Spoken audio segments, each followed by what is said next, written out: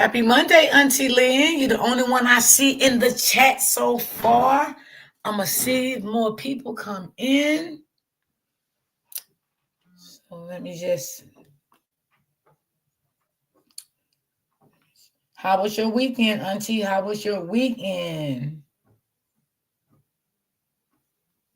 My weekend was good.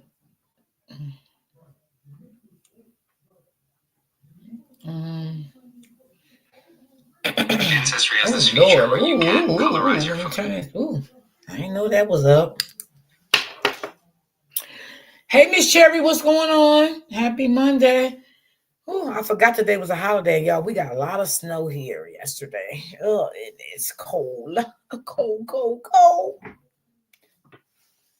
So everybody happy that TikTok is back up and running. But it's not for good, y'all. It's only for 90 days. They still have to work out a plan for the TikTok.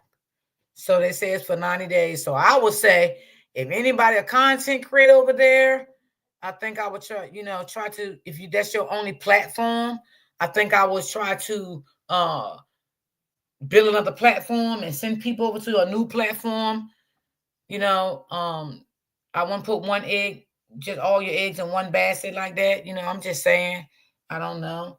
But my daughter was upset about it because she said that's her therapist. She said, that's my therapy, Mom. I love it. When I'm home, sometimes I dip in when I'm at work. And, it's because it's great people over there. It's great things over there, she said. She said she learned a lot from a lot of people over there. So she said that's her therapy. Then I went in someone else's comments and they said the same thing. That was their therapy. I don't be on TikTok. Yeah, I don't have a TikTok neither. Yeah. But 2K was saying it right yesterday. If you're a content creator, never put all your eggs in one basket, meaning just have one platform. You expand all your platforms. And like I always said a while back, like when you have platforms like that, invest your money. You know what I'm saying? Especially these big content creators, invest your money. Like started, investing in stuff, open up you a business and stuff like that so you can still have money to fall back on, so I was just saying that. But it's only, hey, Pammy Poo, it's only for 90 days, they said, y'all, only 90 days. And maybe they'll come to a solution before the 90 days is up. You know what I'm saying? And a lot of people think TikTok is they're doing it for everybody. No, it's just the US. Because the US wants some of that money. They want some of that money. So the video I'm going to play today, maybe some more people may come in. I don't know. So, I just take whoever in my chat. And I appreciate y'all so much for rocking out with me. I really do appreciate y'all. My views been not viewing good. My channel ain't really been doing good lately because my views, has been below the barrel. But I'm just going to say, I always say I appreciate the ones that, does come in my chat. And no matter what I talk about, I will always say I'm grateful for that. I appreciate it. Thank y'all so much from the bottom of my heart. And I'm going to get better with more other things, Yeah, I will get better with better other things. And I don't know if y'all can remember, last week, I think I played a video from the guy. Y'all remember the video that I played, part 1 and part 2 of the lady was married to a down low guy? How many of y'all remember that video I played? I think I played. OG, what's going on, baby? What's going on?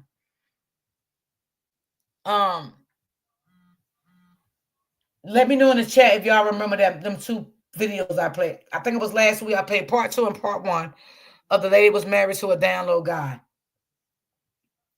OG, I'm going to play this. I'm going to do this video about the guy in court.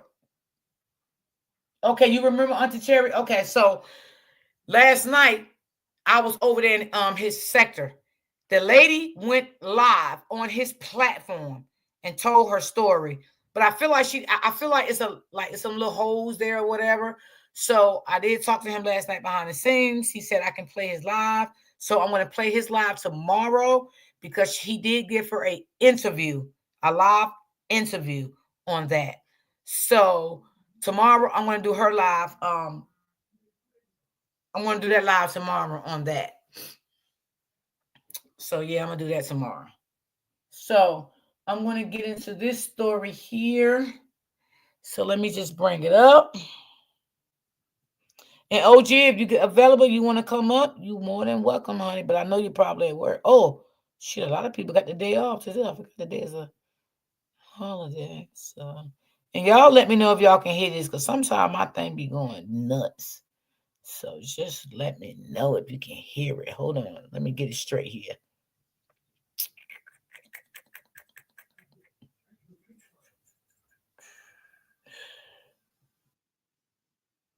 Put a one in the chat if y'all can hear it. This is the guy that's testifying, y'all. Oh, hold on, y'all. Hold on, hold on. I can't bring it up right now. I forgot to do what I had to do. Hold on, y'all. Give me a second. All right, give me a second, y'all. I knew it was something. Hold on. Look at me. So busy on the phone. I was doing so much this morning, y'all. I'm sorry. I was doing a lot this morning. So let me just bring it up on the platform.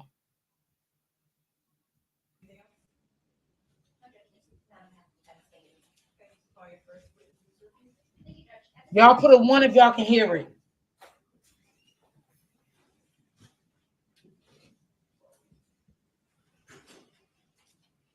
The guy that's testifying, y'all, that's the guy that unalive the little girl. This was his business partner, and the business partner is locked up now. So let me know if y'all can hear this.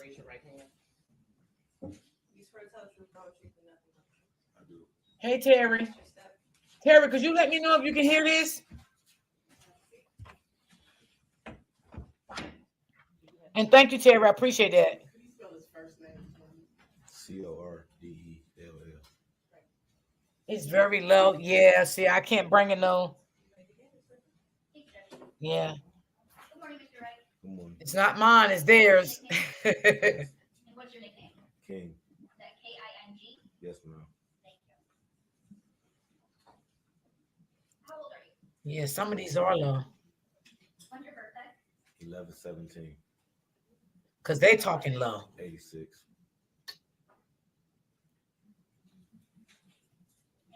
Okay.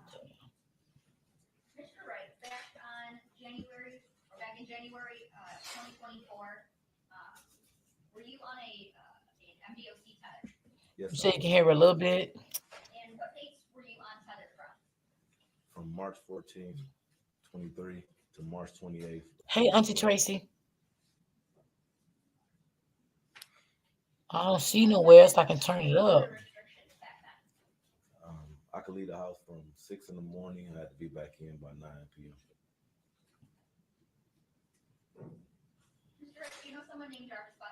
Yes, I do. Um, I first met him. We worked together at a shop called Frank's, and then we owned the shop I together. wish he talk up.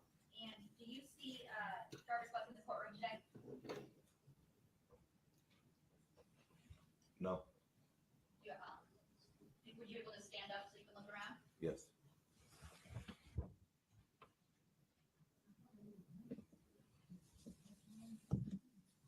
No.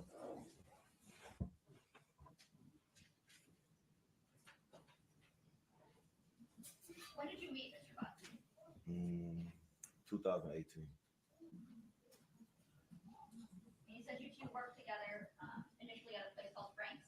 Frank's. On he has a couple locations. He has 7, but the one I met him at was on Warren in Neff.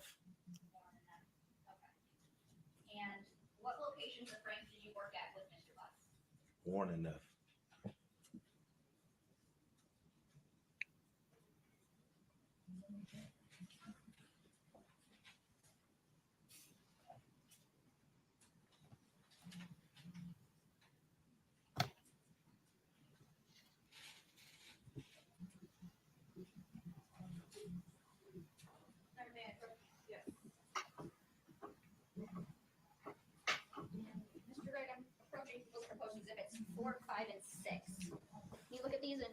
tell me if you recognize those. I recognize this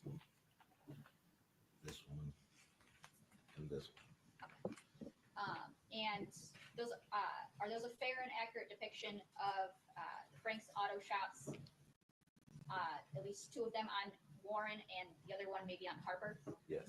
Okay. Which is the one that's on Harper? The last one of the inside. Okay. And that's People's Exhibit, Proposed Exhibit 6? Yes. Okay. You're not moving the admission of People's 4, 5, and 6? The objection. No objection. They'll be admitted as People's Exhibits 4, 5, and 6. Thank you, Judge.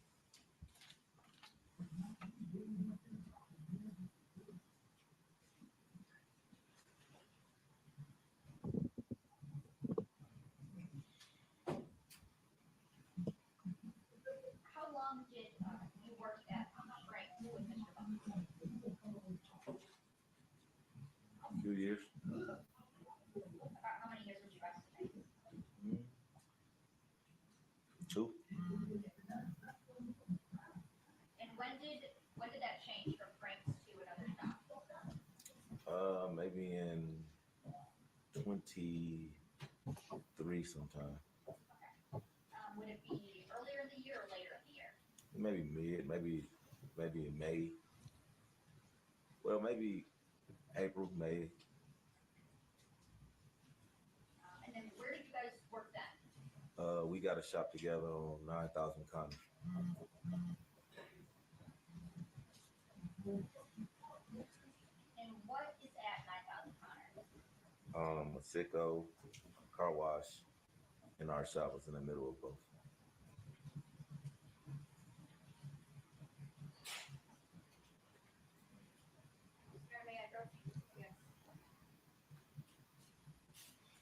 I'm handing you what's marked people proposed exhibits 7 and 8. Can you look at those and tell me if you recognize them?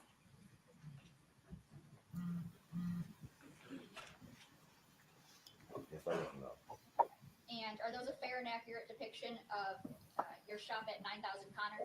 Yes, it is. And you're not with the admission of people's proposed exhibits 7 and 8. They'll be admitted as People's Exhibits 7 and 8.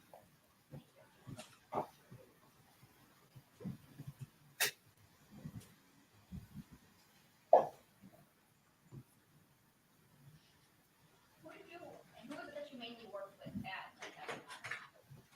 I'm sorry. Who was it that you worked with at 9,000 Connor? Jarvis. I want to take you back to when you were working at Frank's with Mr. Bucks. Did you ever see Mr. Bucks with any children there? Yes. And If it's low, y'all, I'll stop playing it. And I can find something else to play if it's low. So y'all let me know if it's too low. Yes. Who were they? His daughter, his niece. Daughters and niece. What about any boys? Yes. And who were they? His sons. How often would you see him with children there at Frank's? Sporadically. Hey, Jersey. I was born in Newark, so my first scratch off is for you. Jersey Giant Winnings. With shack-sized prizes up to 200 grand, and I've renamed the state. Hold on, y'all. Let me get to Love you all. the author Dream big. commercial. And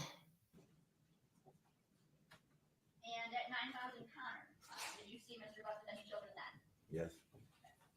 Any girls? Yes. And who would they be? His daughter.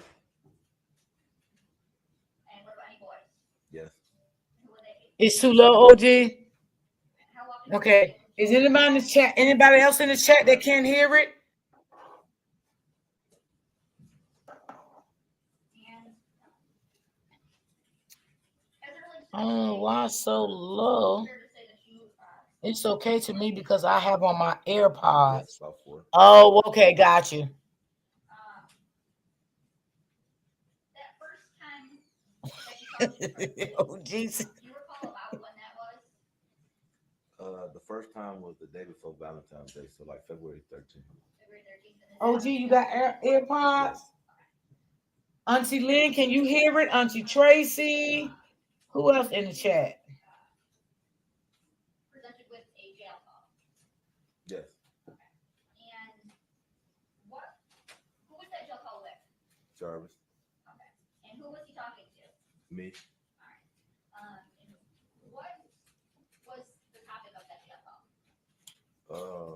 He called and asked would I receive a cell phone out of a truck for him.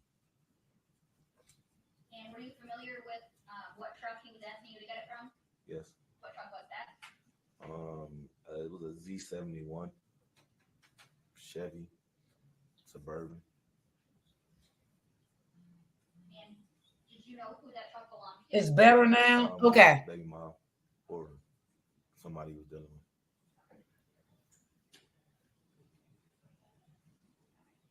And do you recall listening to that jail call?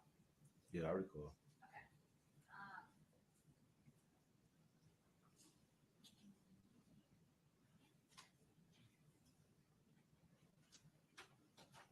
If I, I would move to admit the jail call from, I believe, Hey, Brittany, baby. Happy Monday. February 8th, 2024, between Mr. Wright and Mr. Carter. Any objection? No objection. What's the exhibit number on that? Sorry, that's exhibit number 1. Will be admitted as exhibit 1. Thank you, Judge. And may I publish? Yes, I gave you co-host. Thank you, Judge.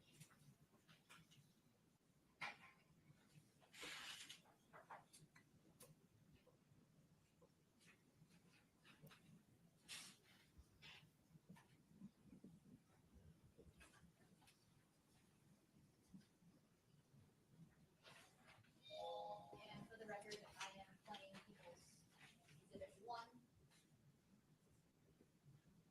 That's it.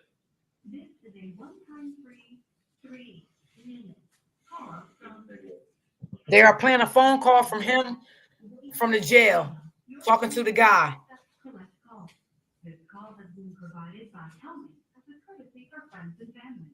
You cannot receive additional calls from this entity until you fill prepaid account. We can take your credit or debit card information over the phone and can make you immediately value your call. This call is subject to recording and monitoring. Press 1 to accept all communications from this. Thank you for using Helmy. My guy, what's up, man? Nah, shit, man. What's happening? Nah, shit, man. How you feeling? My bad, I missed your call. I was working like a motherfucker. I figured they said you was up there banging, 57 banging. Yeah, you know it. What's up, my nigga? Who is that, Tim? What's up, boy? You know it. Hey, shit. Man, I'm calling, man. These bitches, they put my money on my motherfucking books, bro. Oh, yeah, take a minute for them to put that shit on there. Even if you walk in with it, man, they be playing it crazy. Yeah, I swear to God. They do that with machine and shit. You show you straight, you need something. I mean, I'm not getting a couple dollars for that. Yeah, I had some money on my books, nigga. I came in with money. Oh, yeah. Yeah, so they put this shit on my hookup. I was looking for a little tab. I get come out $0. That's some bullshit. That shit crazy. Hey, Latte, baby. Happy Monday, baby. Man, that's some bullshit. I'm really gonna be quarantined on this whole shit, bro. Oh, yeah, they got you on that quarantine club for how long? 3 days? I don't know how long, nigga. Shit, I'm about to be the only one in this bitch on my part.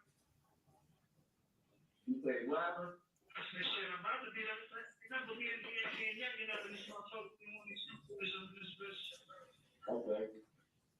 Yeah, so. What you need? Huh? No, I was asking you what that customer needs. Man, listen. You straight? Yeah, my nigga. Huh?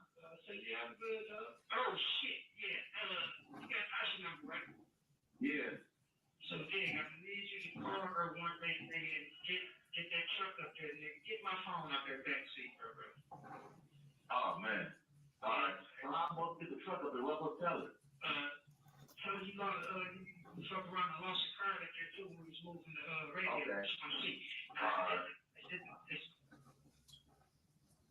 You have 1 minute remaining for this call. Reach my hand that back seat. Yeah.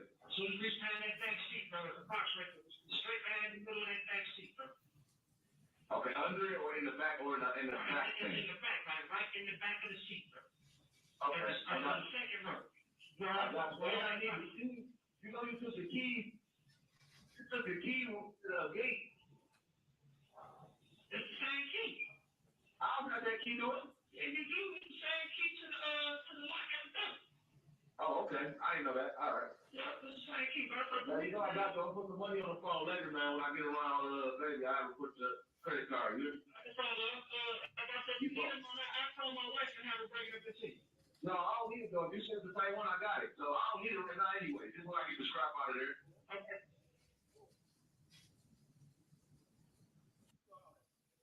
Your Finger Fetty credit account Hold gives on, you y'all. Let access me to thousands get of through top this. brand names and everyday Ooh, essentials. I can't Low stand the commercials.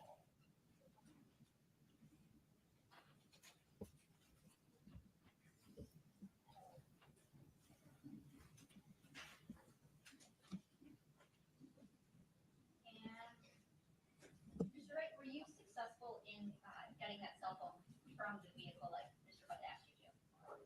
She came up there, but no, I wasn't successful. It wasn't there. Wasn't there? When we say she, who you referring to? Tasha, Who's Taki that you know of? his baby mom. Okay. Did you look for it in the vehicle? Yeah, I looked for it. Okay. And you were unsuccessful in finding it. Yes.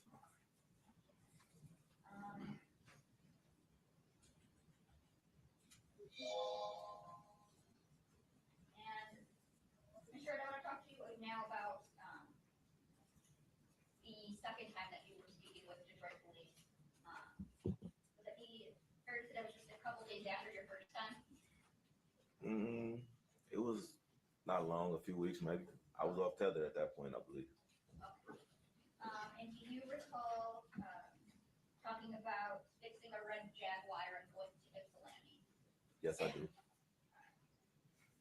Tell me about how many times did you and Mr. Butts go to Ypsilanti? I believe it was either 2 or 3. All right. And tell me about how did that come about? Whose red Jaguar is this? My son's grandma. So she called, said she was having some problems with it, and asked if we would come look at it, which is not unusual. We do house calls depending on the person and where it's located, but this is my son's grandma, so of course we're gonna make the exception. She called and said she was having problems with the car, asked if we would come look at it. We went, assessed the car at her house the first time. I think we made a minor repair there, not to the extent that it was the problem that she was having after the fact. Okay. So where is this red Jaguar located when you guys go out to see it? It's in my son's grandma's driveway in Ypsilanti, off Michigan Avenue, I believe. All right. And who goes with you out there that first time? Jarvis. Okay. It's just you and Jarvis Butts? Yes. Okay. So you guys go out there and you assess, make a minor repair. Yeah. Does it completely fix the car? For that problem, yes. Okay. And then is there another time that you ended up having to do work on this red Jaguar? Yes. Okay. Tell me about that. She drove the Jaguar for a while. It was doing fine. And then she said it was leaking something. I asked her what it was leaking. She said she didn't know. I asked her if she could get it towed to the shop. She said, yeah. So at some point, this red Jaguar gets towed to your shop at 9000 Connor? Yes. Okay. And who works on it at 9000 Connor? Me and Jarvis. Okay. And what do you do when you finish fixing? Do you ever finish fixing the red Jaguar? Yes. Okay. And what do you do when you finish fixing it? We take it back to her. I called her first and asked her how she was planning on retrieving the vehicle. She said she was going to tow it, and I didn't want to cost her no more money, so I told her that we could bring it. Okay. And do you recall if that was on or about January 9th of 2024? It was on. It was on that day? Yes. Okay. So on that day, before you take the red Jaguar back, who was tell me about how that day started for you. I woke up. I typically leave the house at 6 because that's what time I could leave. So I went to the gym. I got to the shop probably around 8:30. I don't know who opened the shop. I can't really recall which one of us opened it, but Jarvis may have been there already. A few cars came in. Then the Jaguar probably got there maybe around 9 o'clock. I assessed the Jaguar. Jarvis left for a moment. I had another mechanic being it's a foreign car, so I had a foreign car mechanic on call to help with the work, but he was busy, so he came. Um, Said he wouldn't have time to do it, so I think I googled it, seen how it was done, and I proceeded taking the water pump off. Okay. So you're working on the Jaguar, and is Mr. Buck at work that day? Yes, he was there. Okay. What do you guys, being you and Mr. Butts, do as it relates to work on the night? I think we had a few cars that came in that needed some minor repairs. Between that and the Jaguar, we was jumping in and out of the Jaguar job, and the cars that pulled up, maybe oil change, tune up, whatever, et cetera, so forth was. But we was mainly working on the Jaguar, trying to get the water pump off, as it is a hard job to do. Okay. And do you always have all of your parts on stock or on your person in stock with you? No, we call either AutoZone, Mansfield, one of the auto stores that has them. Okay. And did you have to go get any auto parts on January 9th? Yes, we had to go get the water pump for the Jaguar, as well as some other parts, I believe, for other cars. Okay. And when you go and get parts, is it usually just one of you, both of you, or something else? That depending. If it's a car there, then one of us will stay. If it's not a car there, we go together sometimes. Okay. And on January 9th of 2024, did you guys, did one of you guys go to the auto parts store, or did you both go? We both went. Both went? Okay. Tell me what happens when you go to the auto parts store. Before that, I called them. They ordered the water pump, so we went and picked it But up. say, is it still low? Because I would just do another one because I don't know why it's low. I can't stop it from being low. Because it's not my end, it's their end. I have it up loud as I can have it. So we ended up turning back around. So it's not even my end. But if it's too low, I would just stop playing it and I would just play another one that the judge was calling him a monster. I can't hear it. So maybe it could be some parts in this low and some parts a little higher. But it's not my end, it's the end on their end. Because my laptop high as it can go. She got in the truck with us. She spoke. Hi King, hi Jay. And we proceeded back to the shop. So, when you guys are driving, And I didn't want to keep talking so y'all can't hear it. Driving. Okay, and where are you at? Passenger seat. Okay. And you said when you guys are heading back to the shop the second time, that's when you said Jarvis spots someone? Yes. Who does he say that he spots? His niece. His niece, okay. And do you recognize his niece? Yes, when I see her, when he point her out to me, yes, I recognize her walking across the street. Okay. And so you guys pull over. Where does she get into the car at? I believe she get in the behind me, so the back seat behind me. Okay. Does Jarvis say anything to her? Yeah, she speaks to both of us, and we speak back. Okay. What does he say to her? Hi. Hey, Lisa Oaks. Happy Monday, baby. And where do you guys go after you pick up his niece? Back to the shop. Okay. And that's at 9,000 Connors? Yes. Okay. And what do you guys do when you get back to 9,000 Connors? He back in. We get out. We proceed to working on the Jaguar. I may have got out the car first with the parts, and he was in the car with her for a second. I got out, started working on the Jaguar. And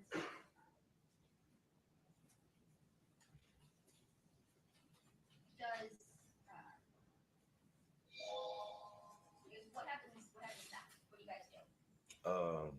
I believe she get out, get into the front seat, reposition herself to the front seat of his truck. It was colder that day. I believe she started the truck. We started working on the Jaguar, putting the parts back on. It took a little minute. Like I said, it was a difficult job, so it took a while.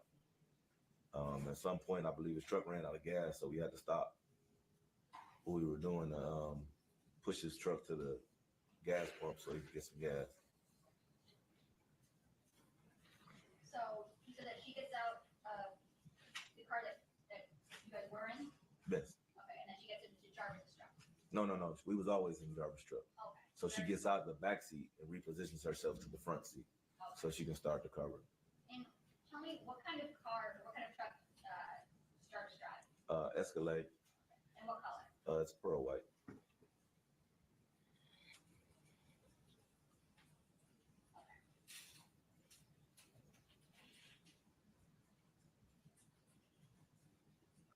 Now, to be honest, y'all, 1 second.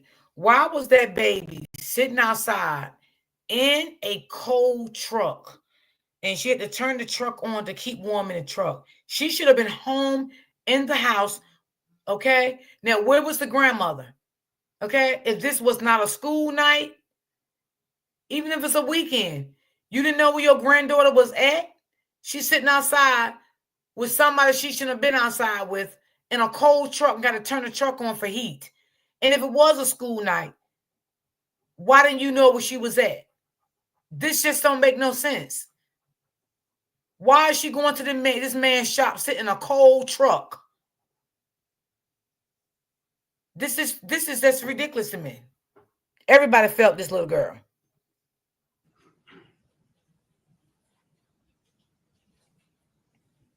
What if you can see, what is the Hey, Miss Ray. doing while you guys are working on the shop at the shop? I believe she's on her cell phone. I believe.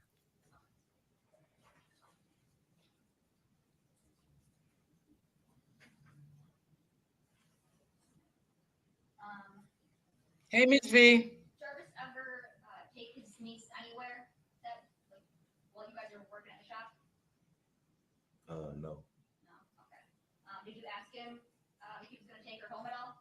I believe I asked him was he gonna drop her off when the truck ran out of gas. We had to push it to the pump. It was just a distraction from work, so I asked was he gonna drop her off. He said no. And do you finish working? Did you finish working on the Jaguar that day? Yes. Okay. And what happens after you finish up on the Jaguar? I called my son grandma and asked her how she was gonna retrieve the vehicle. She said she was gonna tow it back. I told her she didn't have to do that. That was just spending extra money. So I asked Jarvis, was it all right if we dropped it off? He said yes. And we started making preparations to do so.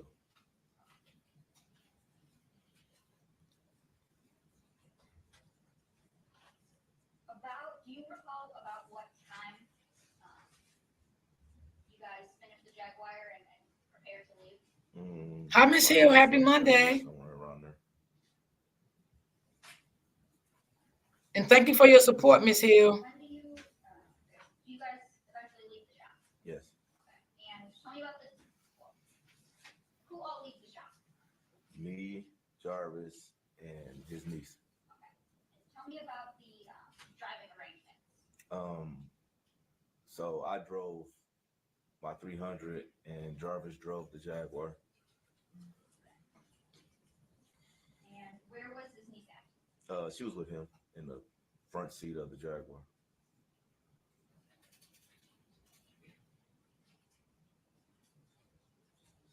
Now, are you able to recall what his niece looked like that day? Yes. Faintly, but yes. Do you remember what kind of clothing she was wearing? I remember she had a jacket on. Like I said, a coat. It was cold, so I think it was colorful. Colorful? Yeah.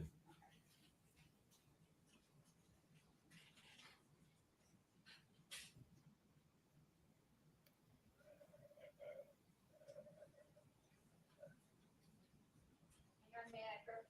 Yes. And Mr. Wright, I'm approaching the People's Proposed Exhibit 2. And I'm going to direct you to the top left corner. Can you tell me? Hey, Erica. In that? The jacket in China 1. Okay.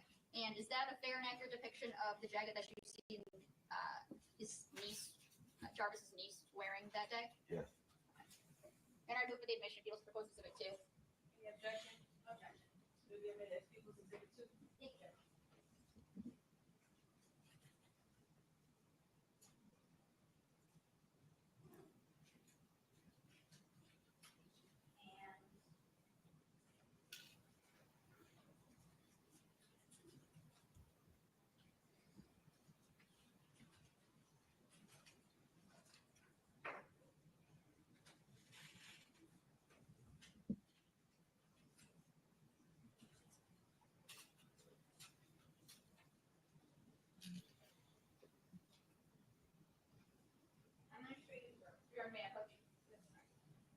And then showing you its marked Appeals Post Exhibit 3. Do you recognize what I just handed you? Yes. Thanks. And is that a fair and accurate depiction of Jarvis's niece as you remember seeing her back on January 9th, 2024? Yes. Okay. And is that the same niece that went with you to Ypsilanti? Yes, it is. Okay. And I move for the admission of people's proposed exhibit 2, 3. No objection. Okay, it'll be admitted as people in exhibit 3. Thank you.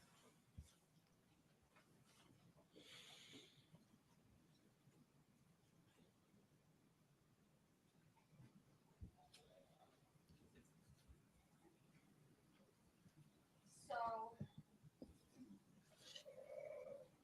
you guys are driving to Ypsilanti. You said you're driving in your 300, and Jarvis is driving the Jaguar with his niece. Yes. Okay. About how long did it take you guys to get to Ypsilanti?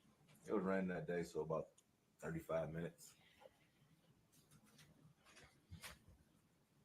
And when you got to Ypsilanti, what did you do? We get out, we park the car, get out, we go in. My son's grandma and I believe his auntie was there as well, so they greeted us. They spoken to him before, so they greet him. And then my son, grandma asked who the little girl was. And did you introduce the little girl? No, Okay. Who introduced the little girl? Jarvis did. And what did Jarvis introduce her as? His niece. And about how long do you guys stay in Ypsilanti? Not long, maybe 15 minutes or so. My son, auntie had to go get the rest of our money that my son, grandma didn't have, so she went to the ATM. What do you guys do when you went to the ATM? Talking. She was just telling us about other work she needed to do around her house, etc., so on and so forth. And was Mr. Bucks with you the whole time? Yes.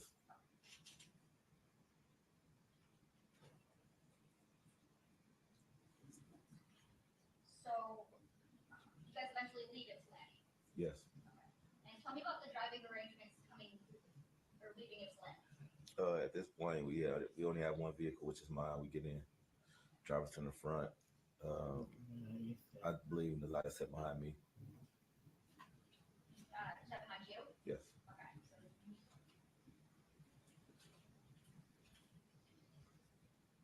And is there any kind of talking or conversation when you guys are driving? No, I got sounds in my car, so no. And do you recall about what time you guys, where do you guys go when you leave Ypsilanti? Back to 9,000 Connor. And do you recall about what time you guys get back to 9,000 Connor? Probably around 8:45. I was cutting it close on the tether. What do you do when you get back to 9,000 Connor? Open up the shop door where he left his truck in one of the bays, so we opened up that bay door, went through the gas station because that's the way we entered the shop, went through the gas station, opened the shop, opened one of the bay doors. What happens when real patients Hold move on, curing y'all. hepatitis C from their to-do list to their today list? I went to the back and started splitting the money that we had made for the day, and separating the receipts, etc. Where do you see his niece go? Getting this truck, Do you recall where at his truck she got into? passenger seat, Is that front passenger, back passenger, or something else? front passenger. And where's Mr. Buck at? Back in the back with me, separating the cash.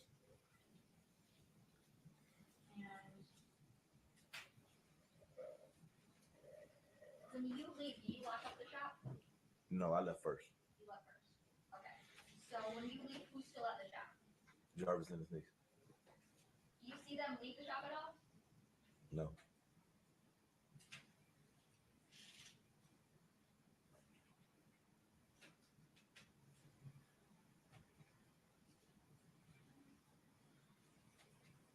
And have you seen Jarvis's niece, the one that was with you on the 9th? Have you seen her since January 9th, 2024? No.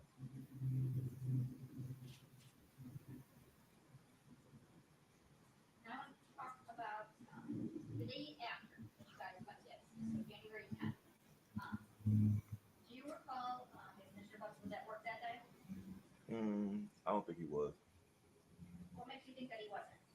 I believe he called me like 3 times, 4 times. No reason for him to call me if he was standing right next to me.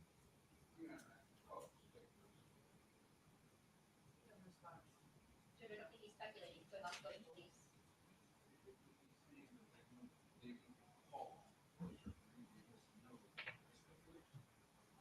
You asked the question. Yes. So you said that you don't believe he was at work because he would call you, or he called you so often? He called me. We had a 30-minute conversation on one account, and then we had another conversation about 15 minutes. So that makes you believe in your mind that he was actually on the ceiling? What's the question first? He's asking, based on those conversations, in his mind to him, that means that Mr. Bucks was not at the shop with him. I don't think that's leading. It's stating a conclusion. He said he already stated that he wasn't at the shop. We didn't do it. So I'll overrule. Take a shot. You can. one more time. I'm sorry. Sorry. So based on the length of those phone calls and the times of them, did that make you believe that Mr. Bucks was not at the shop with you? Right.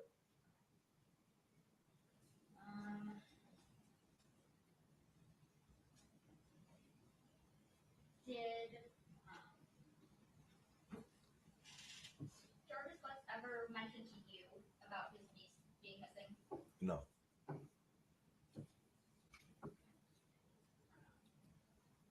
Have you talked to Mr. Butts aside from that jail call that we played since turning himself in? No.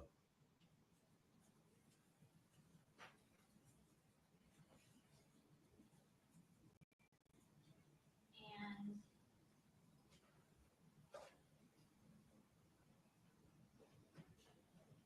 do you know someone, do you know any of Jarvis's siblings?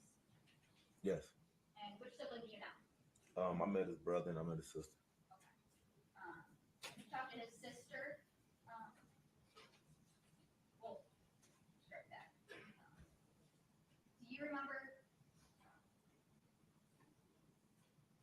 would his sister ever come to the shop? Sporadically. Right. Okay. And are there times that you talk to her? Yes. Okay. And had you talked to her about Jarvis's niece being missing? After the police questioned me, I believe she came up there and we spoke about it. Yes.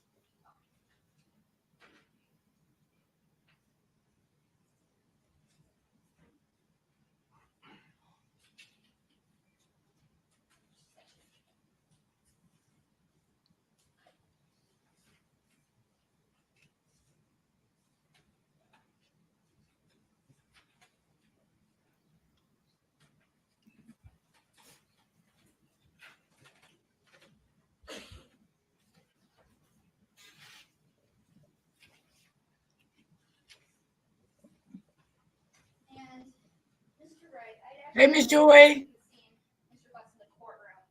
So that you couldn't see him. Yes. Okay.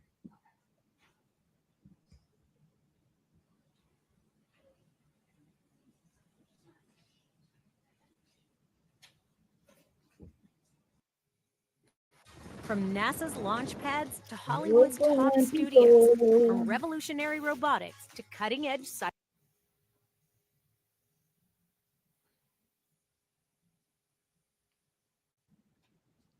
Let me know if this still sounds low to y'all. And I'm showing you People's Proposed Exhibit 9. Can you tell me if you recognize that photo? Yes. And who is it in that photo? Jarvis. Okay. That's Jarvis Butts? Yes. Okay. Now I move for the admission of People's Proposed Exhibit 9. Exhibit as People's Exhibit 9. Thank you.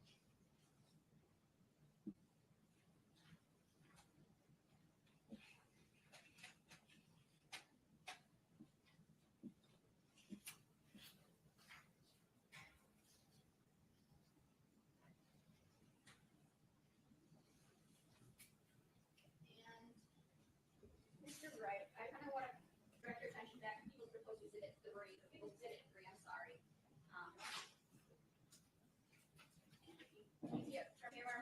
Yes. Okay. And do you know who this person in this photo is now? Yes. And who do you know her as now? Ziyah.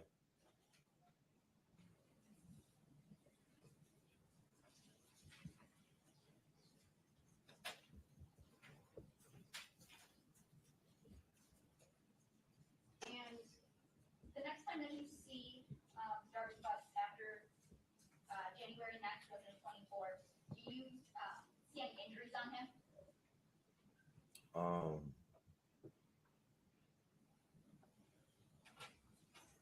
No, I don't believe I've seen it. Really further, Judge. Okay, Ross. Thank you.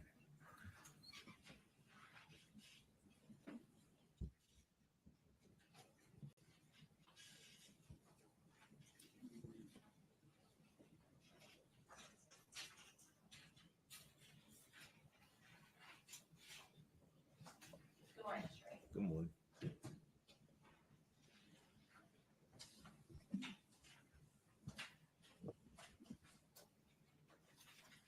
You said that, I believe, in your testimony that you have known Mr. Butts since about 2018, right? That's correct. Okay.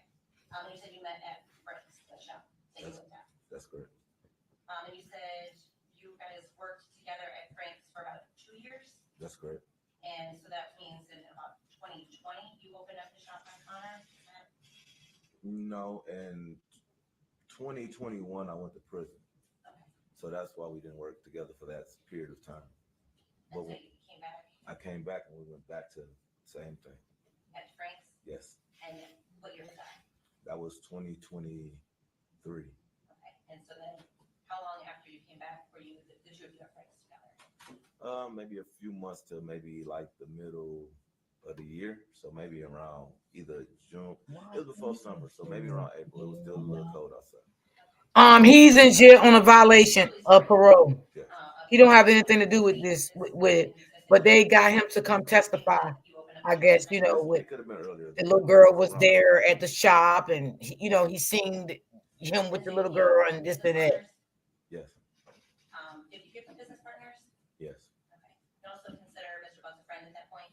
Yes. As far as the business arrangement, you said it was a 50-50 split. Did you split it every day at the end of the day? Or? Every day at the end of the day.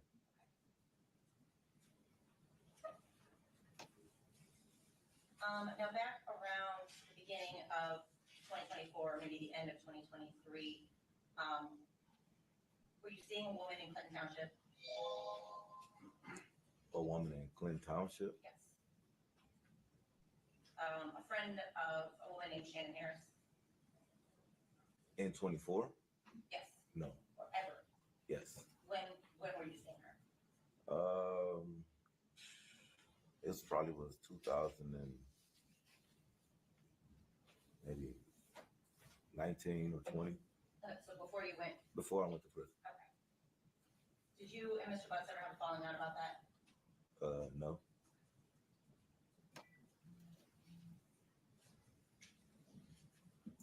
Hey, Am. No, you and Mr. Butts. And Miss Hill, that's what I heard. So I don't know if that's actually true, Sometimes. but that's what I heard, that he's in jail for violation of parole, I think. Talk about girlfriends. Of course. Did women often come to the shop looking for Mr. Butts? Sporadically. Did he talk to you about the various women that he would be seeing? Ahora en Nissan City of Springfield tenemos el Nissan que buscas, como un 2025 Rogue, arrendamiento de $219 al mes. That happened. Okay. Did it sometimes cause drama at the shop? It happens. Women would come up and confront Mr. Butts? It happens. Maybe about other women that he was seeing? Happens. Did you ever feel like that was affecting the business?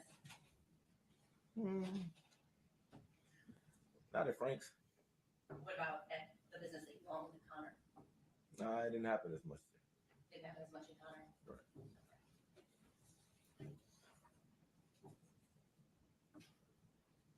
Now, sometime I guess while the two of you were working together, you had a friend that talking to or trying to date one of Mr. Butt's daughters. Is that correct? That happened. The daughter was 21, 22. She was somewhere around there. I'm not 100% certain, but yeah, around that age, 20, 21, 22. And that caused an issue for Mr. Butts. It did. He got pretty upset with his friend. It did. I was in prison at the time, so, but yes, I was involved directly. Did you ever hear about an altercation that happened between the two of them? Some kind of altercation did occur, yes. Was it your impression that Mr. Butts was pretty protective of her? Yeah. Based on that? Based on that. Do you know how many children Mr. Butts has? 13? And you said that some of them What? Yes, that happened. You're familiar with them? Yeah. And I can ask you not all of them, but at the shop on Connor, you said his sons would come. His son will come sometimes and stay the day with us. And his daughter. She'll come sometimes and stay the day with us. And what's her name? Do you recall? No, I don't want to misname it. I think it's someone with a J or something like that, though, but I'm not 100% certain. Was she like a teenager? He has a teenager. She come up there sometime, but not really. The littlest one, maybe 9, 7, 8, 9, somewhere around there. Okay. And then his niece would also come. Whew, that's a lot of kids. Good Lord. His own children. When I first met her, yes, that's how I met her with his daughter. She would always come with his daughter. They would come up there sometimes to get air in their tires, maybe money, just typical kid stuff. Did he ever, or did the two of you ever have? Oh, he in jail for domestic violence? Okay, gotcha, auntie. Did Mr. Butts talk to you about his children? Yes. Did he talk about spending time with them? Yes, I believe he lived with them. Seems like to me he was prone for in and out of jail too. And you said that you mentioned Tasha. She's one of the mothers of some of his children, Yes. correct? Is that who he was living with at the time? No, I don't believe so.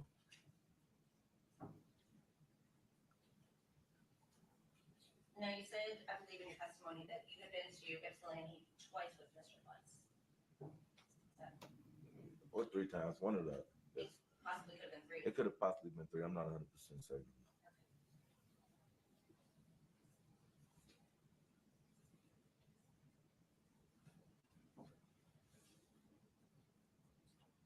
Now, one of the times that his niece was at the shop was, you said, on January the 9th. First time I seen her by herself, yes. That's because you all picked her up on Harper? Yes. Did Mr. Butts seem surprised that he saw her? I'm not sure. I couldn't really, we was riding. I wasn't really paying attention to his expression. He just said, "Hey, there go my niece." I didn't see her, so he pointed her out to me. And at that time, you only knew her as his niece, correct? Yes. You didn't have any idea what her name was at that time? No. And in fact, the reason you learned her name was when you identified that picture that was just shown to you and the police told you what her name was. Is that fair to say? That's fair to say. Now, in the time that you were at the shop on the 9th with Mr. Butts and his niece, did you see any inappropriate behavior or anything that made you raise your eyebrows between the two of them? No. What about any of the other times that his niece would have been there at the shop? Did you ever see any behavior that made you question or thought was inappropriate? I can't say I have.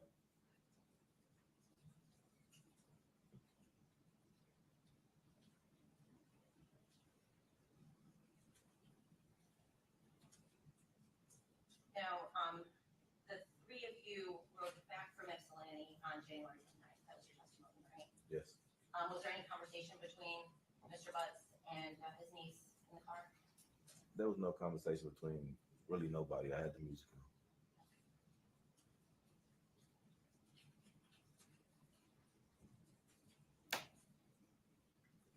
And I'm gonna. That's what I said too, Miss Hill. He's prone for jail. He been in prison a few times. I see here. I mean, hold on. Back up to earlier in the day when the 3 of you came to the shop the first time after you picked her up on Harper. Okay. You said that she pretty much stayed in Mr. Butts' car the whole time. Yes. She said she was on her phone. Yes. you ever leave the shop at all after that before you guys went to Landing?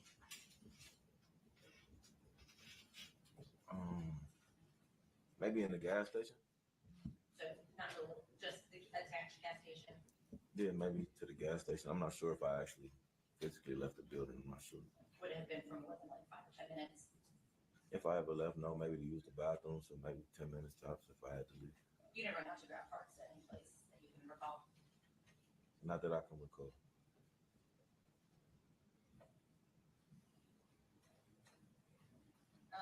Now, after January 9th, what was the next time you said that you saw Mr. Butts? The 11th. The 11th. Okay. He was not at work on the 10th? No. Okay. Were you there on time on the 10th? Do you recall? I'm never on time. What time did you come in on the 10th? Probably about 8:40. I go to the gym, so we open at 8, but I'm never there at 8. So I probably got there maybe 8:49. And on the 10th, were you the one that opened the shop? Yes. Now, you were aware at that time that Mr. Butts was supposed to turn himself in and serve a jail sentence at William County Jail. Is that correct? Yes, I am. You have talked about that, obviously, because he was going to have to leave the business for a while. Correct. And you actually went to the courthouse on the day he turned himself in to support him, right? Yes, I was there. And he was going to be serving time on a gun possession charge, is that right? That's correct. If you know. That's correct. And because you were kind of paying attention to what was happening, you understood that the court date had gotten changed a few times. Yeah, he told me that it had changed. So I believe he's supposed to get sentenced on the 9th, but it got pushed back to February the 7th. So I learned that through him. I didn't go to court with him that time, but just when he got sentenced, I went to court with him that time. Are you familiar with any court dates that he had out in Clinton Township around that time? He did say he had something going on with his daughter, I believe. I believe it was domestic with his daughter of some sort. So yeah, I was familiar with that, I believe. Was he going to court for that at that same time? Around about, I believe it was supposed to be, yes. Now you got involved because at some point you became aware that the Detroit police wanted to talk to you back in February. They came to the shop and picked me up. That just took you long. Hey, Miss Davis. Happy Monday, baby. February 13th, is that right? That was February 13th, for Valentine's. Then you said you spoke with them again a couple days later. Yes, I believe the first time I spoke with him, I was still on tether, so it had to be some time after I was on tether. Yeah. And then you spoke with them again in March, right? Yes. Was that a phone conversation? No, all of our conversations was via person. Okay. And then a couple weeks ago, did you also speak with the police? Yes. And the prosecutors? I don't know if a prosecutor, but yes, I believe she was. Yes. Now, in February, when you were talking to the police, by that time, had you seen anything on the news or on social media about who you later learned was Mr. Butts' niece? No. So at the time you were interviewed by the police, you didn't know anything about? No.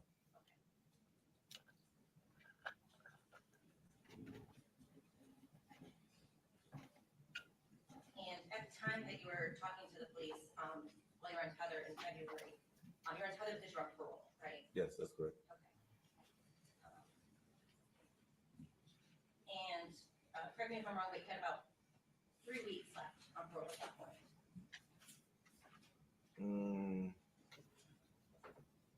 Not 3 weeks in February. Yes. I had 3 weeks left on tether. I got off actual parole in May.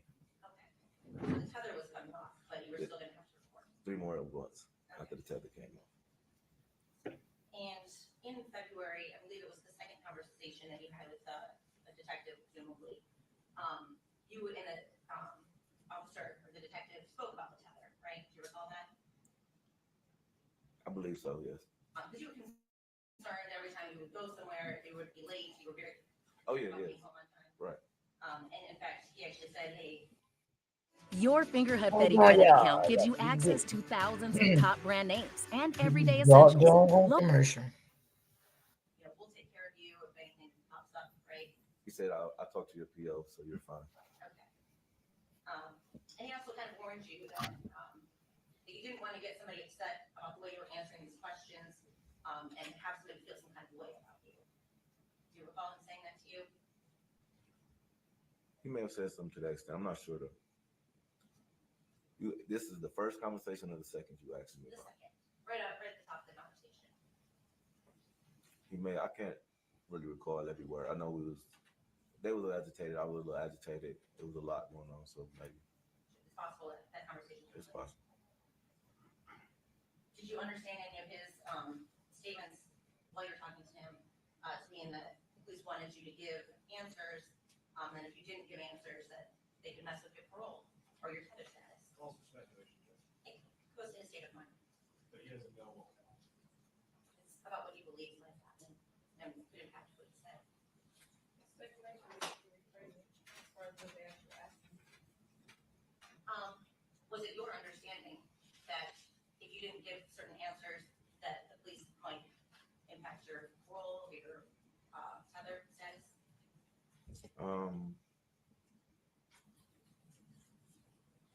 Was that a concern of yours? I mean, it was already affecting my tether, so I wasn't really, you know what I mean, concerned about how he placed his questions upon me. No.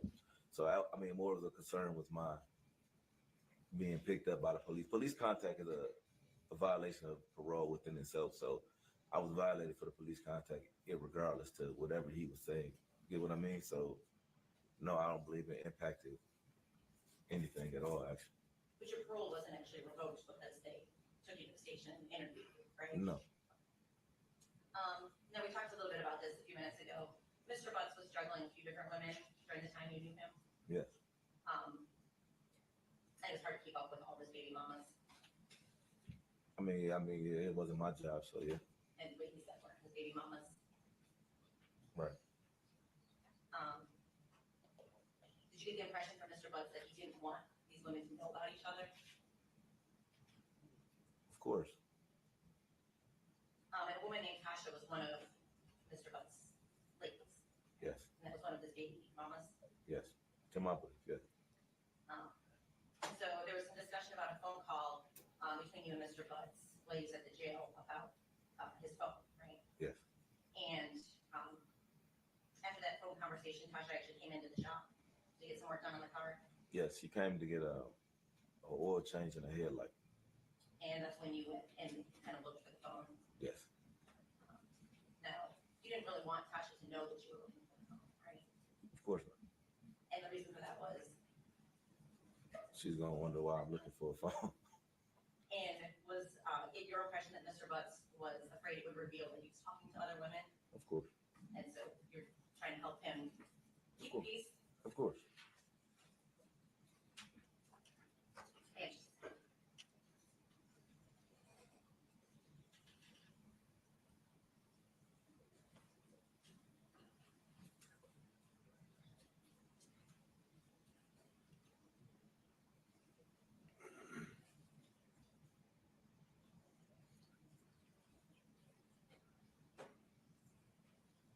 I think the testimony was on the 9th, and correct me if I'm wrong, but there was an issue during the day. Mr. Butts had his escalator there, is that correct? Yes. And he had run out of gas. Yes. And he had to get gas, is that correct? That's correct. At some point you pushed him to or helped push the escalator to a gas pump. Yes. Do you recall leaving with him that night and going and getting gas together? For his truck, or what we saying? Or for like a gas can? What do you? Well, either one. Did you all leave the shop to, and perhaps you in your vehicle and he in his vehicle, and end up at a gas station No. on the night? No. You don't have any recollection of that? I don't remember that. No. Okay.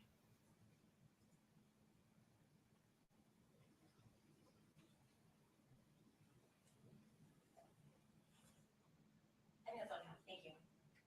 Can you redirect?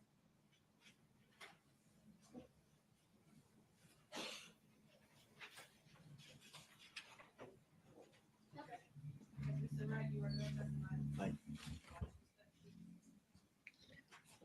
Hey, Lisa.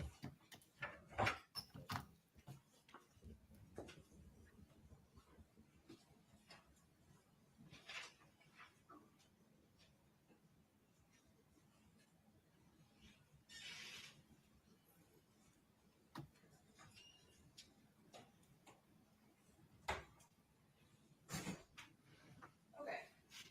As we discussed in our last. Did you know that Amazon has a $50 million fund that they have to pay out every month? And here's how you can get a cut. Hearing, we are only hearing one witness today in this case, correct? That's correct, yes. We have the refund date starting back January 6th. Yes. I have blocked off January 6th, 7th, and 8th, as the people have, correct, 21 more witnesses?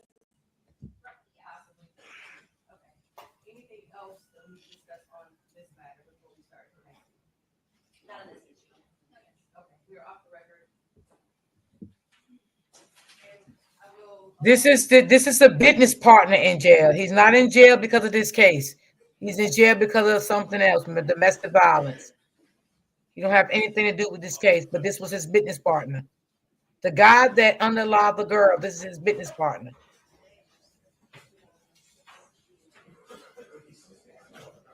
And I think this is the end of this. So give me a second, y'all. Yeah, the guy that's in jail, he has nothing to do with the case. They just needed a testimony from him, with certain things, stating that he was, singing with the little girl, the guy was singing with the little girl, or whatever the case may be. But he has nothing to do with the little girl disappearance.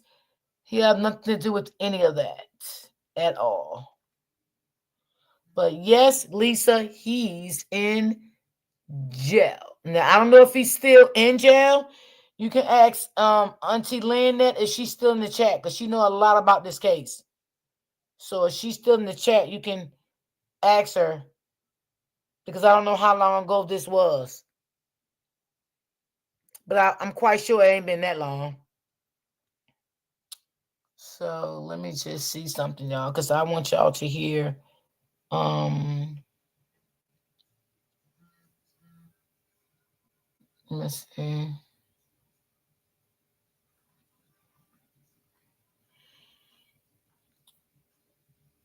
And tomorrow I will be coming with something else.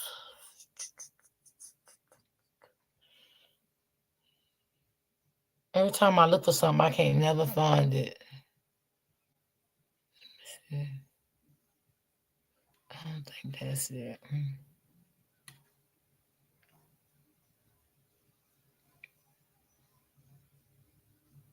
I'm just trying to see what I'm looking for to find, y'all.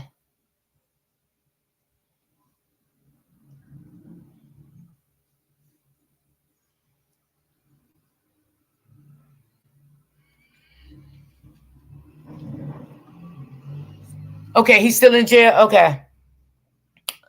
Yeah, probably so, for domestic violence, because they don't play when it comes to that.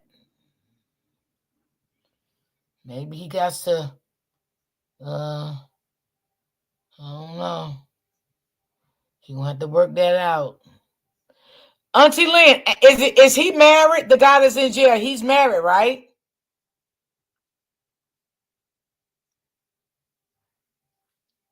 I'm trying to find the one from the judge. I wanted y'all to see that one, but I don't know. Every time I go to look for something, I can't find it. Let me go to this right here. Let me see. Let me see.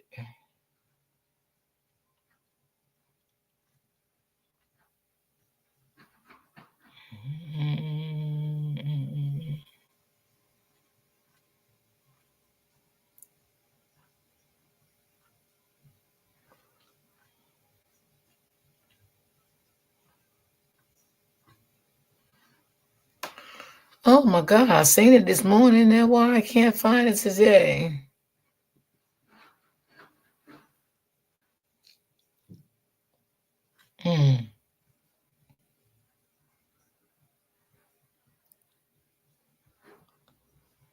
Because I played all of these, but the one I was trying to find When the judge was telling his little ass off. That's the one I really wanted to play. Baby, she was sticking it to him.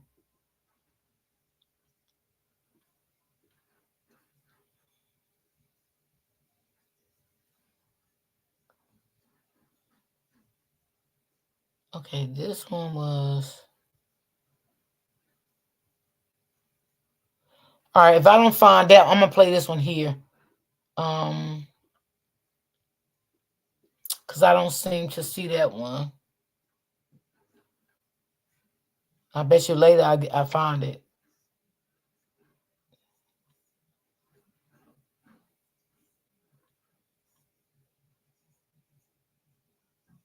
Let's see.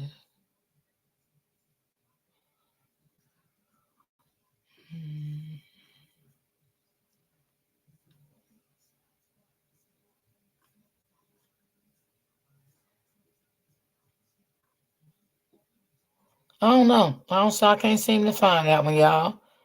I'm so sorry. I wanted to show y'all the one when the judge was telling his tail off. Okay, baby, she was reading him his rights. I was cracking up, but she was reading him. Okay, but I can't seem to find that one for some reason. I don't know. Let me see.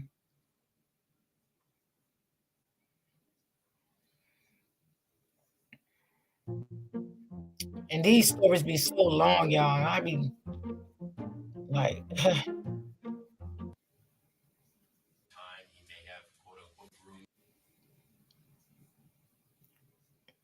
I might not play this whole thing. All depends, cause I do be tired.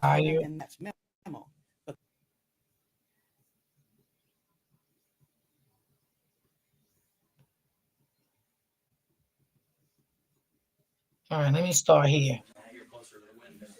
Let me know if y'all can hear this.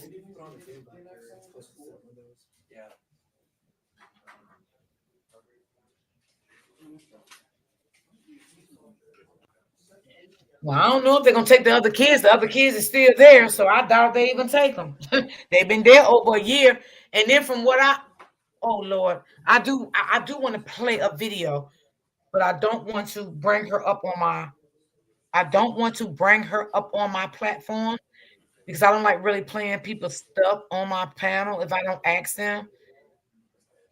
But I do got an interesting video I do want y'all to hear. I would love for y'all to see it, but I don't know, y'all, if I want to bring it up on my platform like that. Hold on, y'all.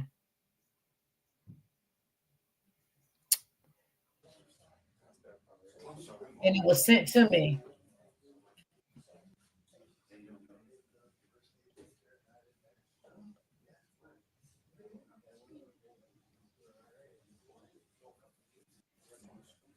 So they're going to do a press conference here. I got a very nice detailing, y'all. This lady here that I want to share with y'all, she is so spiritual, y'all, like spiritual. You know what I'm saying? And when I watch her, it kind of like touched me, right? It's like she's seen this. It's like the way she put it is like she's seen this with her own eyes. Like she visualized the whole thing with this girl. And it's powerful. But I don't want to bring up on my platform because I don't really know her like that. You feel me? So I don't want to, I don't know. But I would love for y'all to hear it. I would love to play it, but I don't think I would want to bring it up. Wait a minute, let me just skip over this. Hold on, because they talking too much right now and they're making me tired already. Oh, I ain't. Hold on, y'all.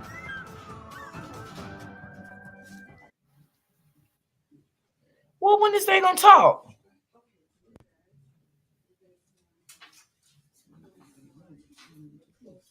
Okay, I think they're coming now.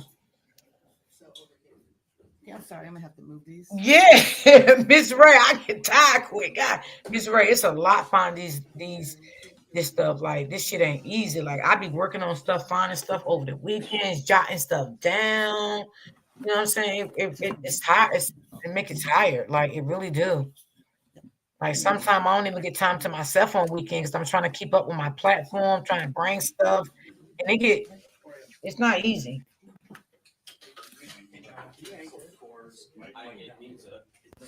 I saw it. It needs like a screw. Sorry about that. No, it's understandable. And from what I'm hearing, y'all, she was a foster parent.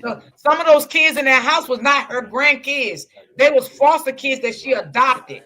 Now, I don't know if y'all know that.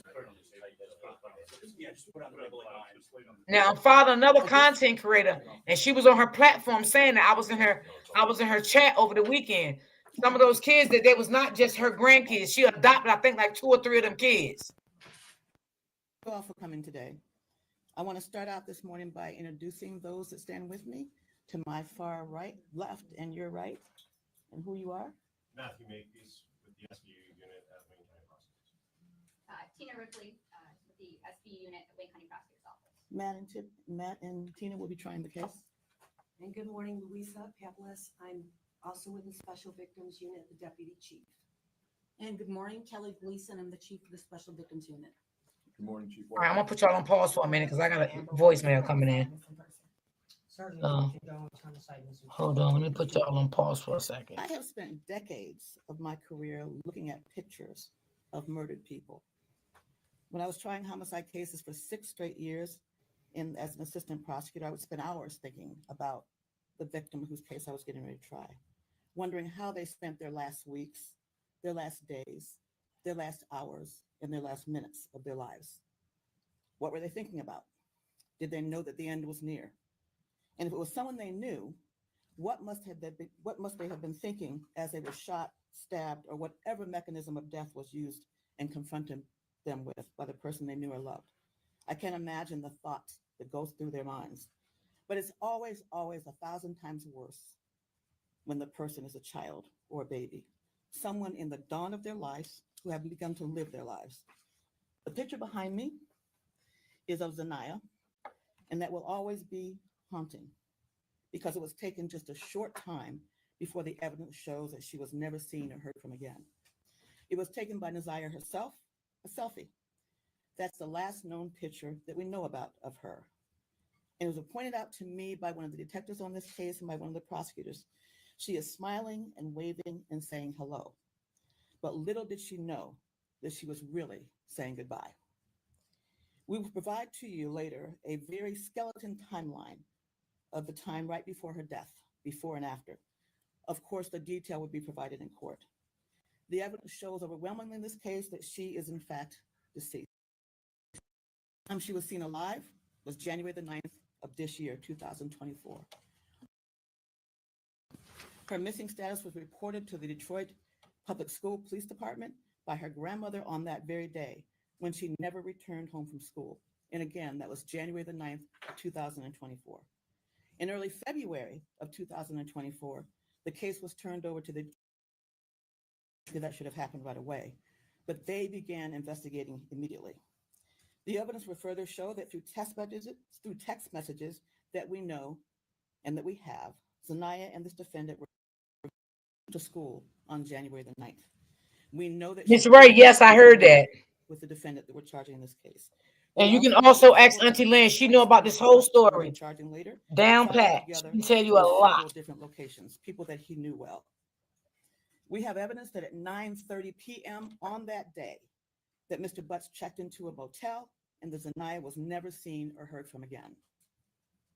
Not from her family, not from her schoolmates, not from her friends, not from social media where she was extremely active with her friends, not from teachers, no one. We know that she had no medical conditions that would cause a life-threatening medical emergency to her. And he, again, was the last person that saw her alive. She would have turned 14 years old just 10 days ago on September the 16th of 2024. And again, no one has seen or heard from her.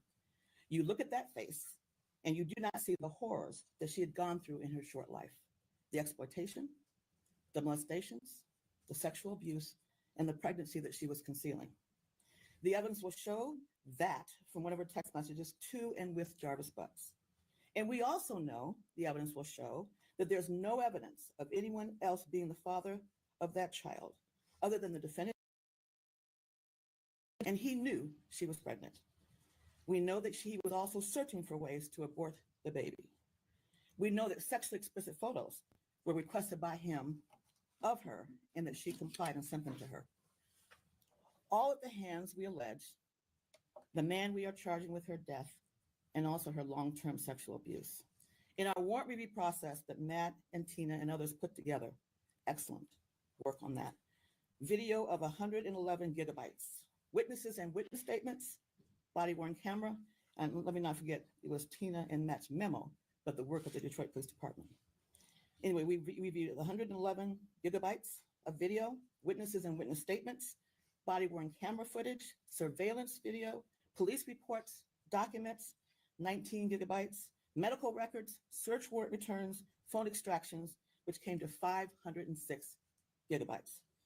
Today, we are charging Jarvis Butts with 1 count of first-degree premeditated murder, 1 count of criminal sexual conduct in the second degree, and 1 count of child sexually abusive material.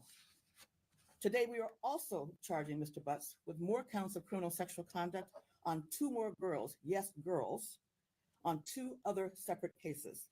The girls in question now are 20 and 11 respectively today, but both were under the age of 13 years old at the time the offenses occurred that we're charging. We are charging that one victim who is now 20 years old, that from April of 2012 to April of 2014, alleged that defendant Buck sexually assaulted the victim at a residence in Detroit. Further facts and evidence on that matter will be placed on the record at the preliminary examination.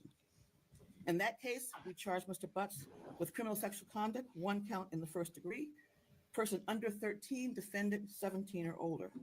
In that case, we are also charging Mr. Butts with 3 counts of criminal sexual conduct in the second degree, person under 13, defendant 17 years or older.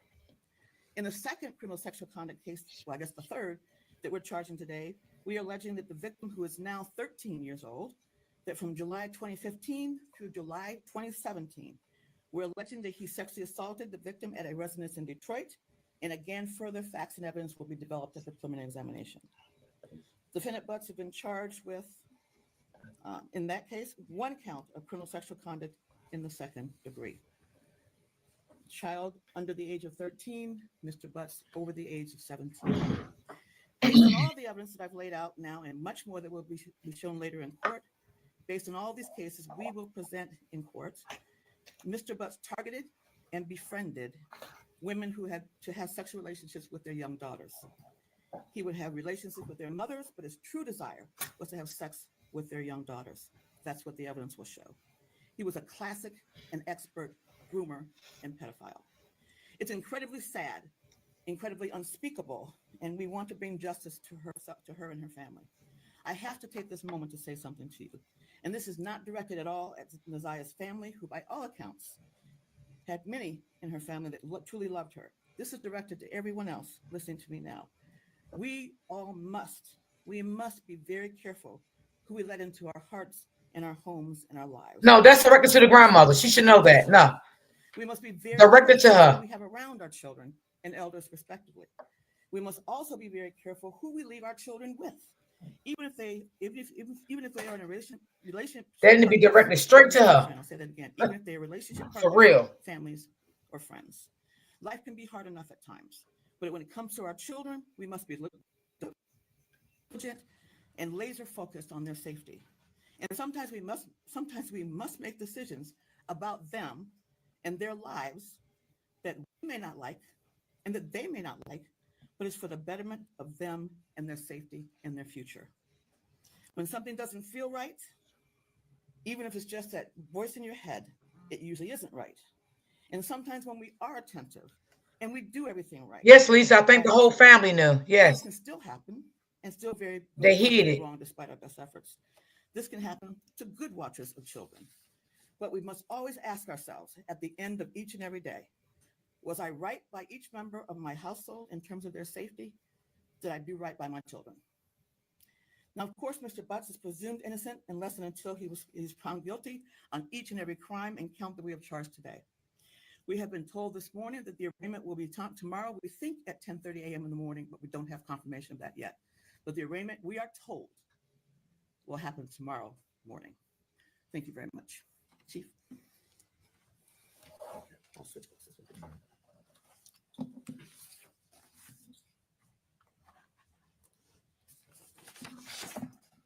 Good morning. This is one of the most difficult cases that I have been a part of, and I'm just so very thankful to the detectives and the investigators in homicide. The tragedies that happened to this little girl touches each and every one of us, and unfortunately, she lost her life at the hands of someone who should have been concerned about her safety. I just want to take a couple moments and thank Madam Prosecutor and her team for the amazing work, the commitment, the hours that they put into this work. I want to thank our major crimes, missing persons, homicide, specifically Sergeant Jones and Lieutenant Amber Roberson. When I tell there's you, no way the family didn't know. I'm not going to buy that. There's no way. Put into this work. It's not often that I'm not surprised by our officers, but when I saw the work and the hours and the time that they put in there, I was absolutely in awe at my weekly briefings and the time that they put into this case. It is not an 8-hour-a-day job. It is it ends when they have to get a couple hours of sleep. And I will tell you, with all the other things going on, this case was top of mind. Certainly want to thank DPS for their assistance in transferring over some of the information that we were able to get from them. There were a number of people, our community in particular, even our Board of Police Commissioner, Tamara Liberty Smith, who was out knocking on doors and passing out flyers. This little girl. As the investigation unfolded, that was going to be very difficult. Without going into great detail, I will tell you, as the prosecutors indicated, hours and hours and many gigabytes of information and phone records and knocking on doors and pulling video went into this investigation. And sadly, we find ourselves where we are now. But if there's any solace in any of this, is that we take a lesson from this. We make strong and good decisions for our children, keep them out of harm's way. We are not pointing out anything that someone did wrong. We just want to make sure people do a lot more things right. And again, Mel, thank you and your team for the work. Yeah, Lisa, that wasn't his daughter. The chief and I will take a few questions if you have any. I have one. How did Jarvis Butts have access to Ziyah? He knew some of their family members, some of her family members. Can you talk about the time frame when you mentioned grooming? Are you able to elaborate at all over how long of a period of time he may have quote unquote groomed or knew her? Or all I can and will say at this point that it started in 2022. So just for accuracy, this little girl's remains have never been found? No. Is there a thought? Her body has never been found. Any thought of where she may be? Well, if we knew that, we would certainly have a case that we weren't trying. We were trying without a body. Yes, can you say what triggered charges now?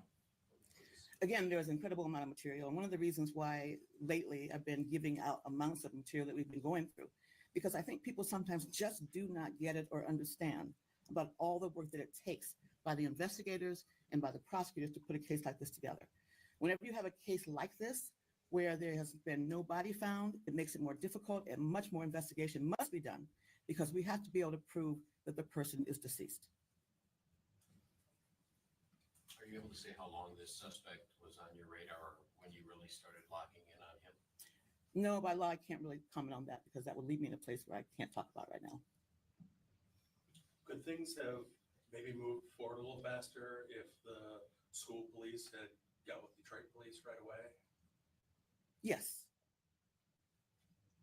Can you talk a little more about? No, I better not. I have strong opinions there. You added to that the evidence, however, suggests that Ziyah Harris is dead, correct?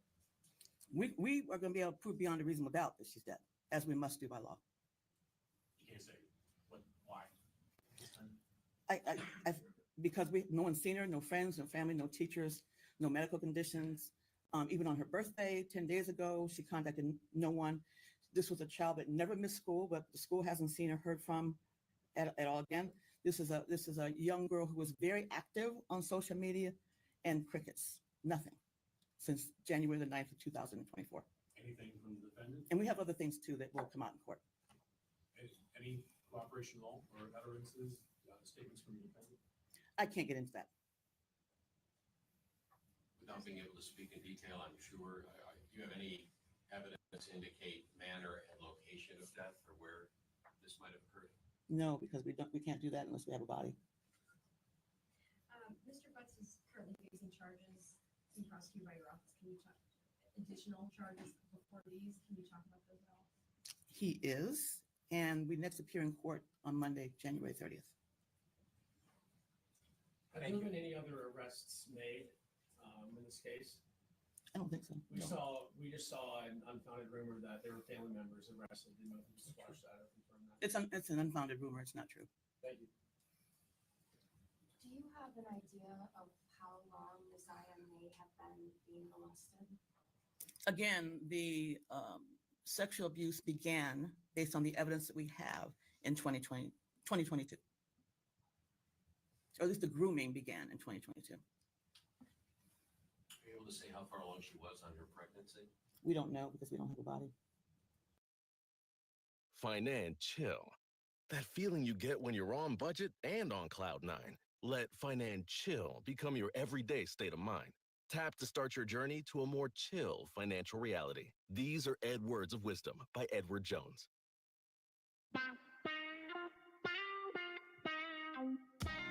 When you hear music like this, you want to take your clothes off. I have a question for Chief White just about missing children sort of broadly. When these types of cases happen, obviously we get the reports all the time. Missing children. Can you talk about what you think didn't work in this case? You know, in terms of like maybe the seriousness that was considered when she first went missing, according to DPSD, CD versus when it got to you guys? I would much rather have had the case earlier. I don't know if the outcome would have been any different based on some of the things we've learned in the course of the investigation, but we may have had an opportunity to recover even more evidence. But we're pretty confident that the evidence that we have is strong. We know it is, in fact, but you can never have enough evidence. So if there's anything that could have gone a little bit better with regards to the first time that we were brought in, I would have wanted to be brought in much earlier for that reason. Just some background on Jarvis Butts. What's his age and is he from Detroit? He's 41 years old from Highland Park, I believe. Yeah. And Chief, as soon as you guys got word of this, you guys were out immediately, right? I think you were even out searching. You guys set up a command post. Yeah, that's correct. I mean, we took over the case after we were briefed. We took charge of the case, and our teams got engaged in it immediately and hit the ground running, and didn't look back. Can you talk about, Chief White, or maybe Sergeant Jones, the Ziyah's case in connection to the other missing young people, girls, children, and like what your workload looks like? All right, I'm back, y'all. Sorry, I had some messages I had to read. Who came in? We make that public. We put it on our What's up, OG? pages. Hey, sis, how you doing? Whenever you want me to pause it, let me know. Missings. Oftentimes, what we Yeah, you can pause it right here. Okay, hold on, sis. I definitely will. Hold on. Hey, April. Yeah, OG, go ahead. Yeah, no, I just hello, first of all, to everybody. Greetings and salutations. I just wanted to say a few words in regards to this case that's going on with Jarvis Butts, because it's his case. He's the one on trial for the unaliving of this very beautiful underage girl, because she was a girl. She was not a grown woman. So it's his case. She is believed to be deceased by the family. I have been following this case since I first heard about it last year, and I am taken aback and at a loss for words of how much a whole complete community and village failed this young lady. From every adult that was in that house, male and female, to the school system, to child services system, To the police department in the to the beginning. yes, to the police department, to everybody that have encountered this case from day one, that knew the situation. This young lady, along with a bunch of other kids that grew up living in this house of horrors, because that's what it was, a house of horrors, have had nothing but generational trauma of SA and molestation abuse. But There let me are. say this, sis. I got a video, right? Mhm. But I don't want to play it on my platform. But this Uh-huh. lady, the lady is looking at this from a spiritual point. She's very spiritual. But Mhm. I don't want, it's two things, right? I don't want to play it because I haven't asked her, right? But number Mhm. two, I want to play it because I want the people to see what was shown in the mix of them finding that little, looking for that little girl. So it's like, damn if I do and damn if I don't. I don't know. You understand what I'm saying? Because sometimes people will come after your page if you play their shit. But I watched her Right. this morning. I'm like, wow. I mean, the lady was so spiritual. She said the little girl was talking to her this morning. Well, if you can reach out to her at a later time, if you plan to continue to follow this case and do commentary on this case, then reach out to her, and see if you could Okay. maybe play it, on the next time, so to make sure, because you never know, people be striking people. So I Right. would, I would be careful of that too before I get permission.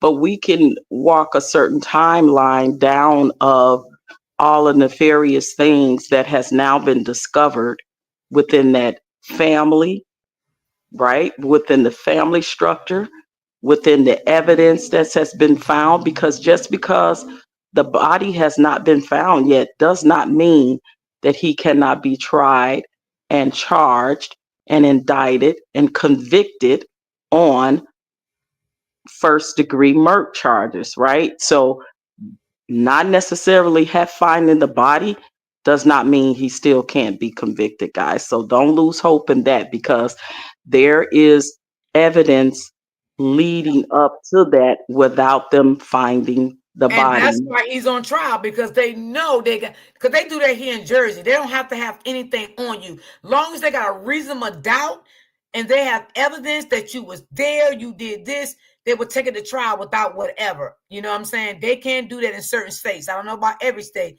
but I know this state right here would definitely do that. And I can tell Yeah, Detroit do the same thing. well, there's circumstantial evidence, and then there's evidence they found, like her jacket that has Yeah, her blood on it. shoes. Her shoes, the jacket had blood on it. The jacket has hole stains, like puncture stains, like maybe they could have been, stab wounds or something. So now we all know, or majority of people know, that she was at least 4 months pregnant. So now you're talking not only her life, but the life of an unborn child, because at 4 months, that baby is pretty much in the full stage of a development stage. It's past the first trimester, right? So now you're talking, excuse me, the life of an unborn child as well. So will he be charged with a double, murking, right? So now with the evidence that they do have, with the tape, the videotaping from the hotel and things of that nature, that he went in with her and came out by himself. Now the all of the text conversations between them, the inboxing and the DMing that they were doing, all the inappropriate conversations that he had and had been having with her for over 2 years, of the grooming process that he was doing with her. So now Right. you have a family of women that were victims, and some of them became victimizers, because now there is cousins coming out on other podcasts, as I've been watching. Oh my God, OG. That's another thing. It's another blogger I want to reach out to, because she did an interview with the family. Mm-hmm. 3 of the That family members. I'm following her too. And I need to find a way to reach out to her. See if she got an email or something. I can reach out to her to ask her, can I use her commentary? You understand what I'm saying? Because I'm a respectful person. I just don't like using people's stuff. You know what I'm saying? I want to be yeah. respectful about it. You know what I'm saying? So You that's probably what you I want probably to can do. you Go ahead. probably can reach out. I was going to say you probably can reach out to them on their social media platforms. That's probably how a lot of them, because the lady that's kind of their been a spokesperson for the family. Her name is Roxy Rocks. I know she has a Facebook page. It's called Roxy Rocks, I believe. She's the one that's been kind of being that spokesperson for the family, whereas getting other family members to come out and talk about their experience growing up in that household or growing up around all of these predators. From the auntie that was in the relationship with this pedophile. And I think what's her name, Annette? What's her name? Okay, so is you could be talking about the same auntie I'm talking about, because one lady interviewed the auntie. Is the auntie a nurse? I'm not sure which is she a Okay. nurse or not. The one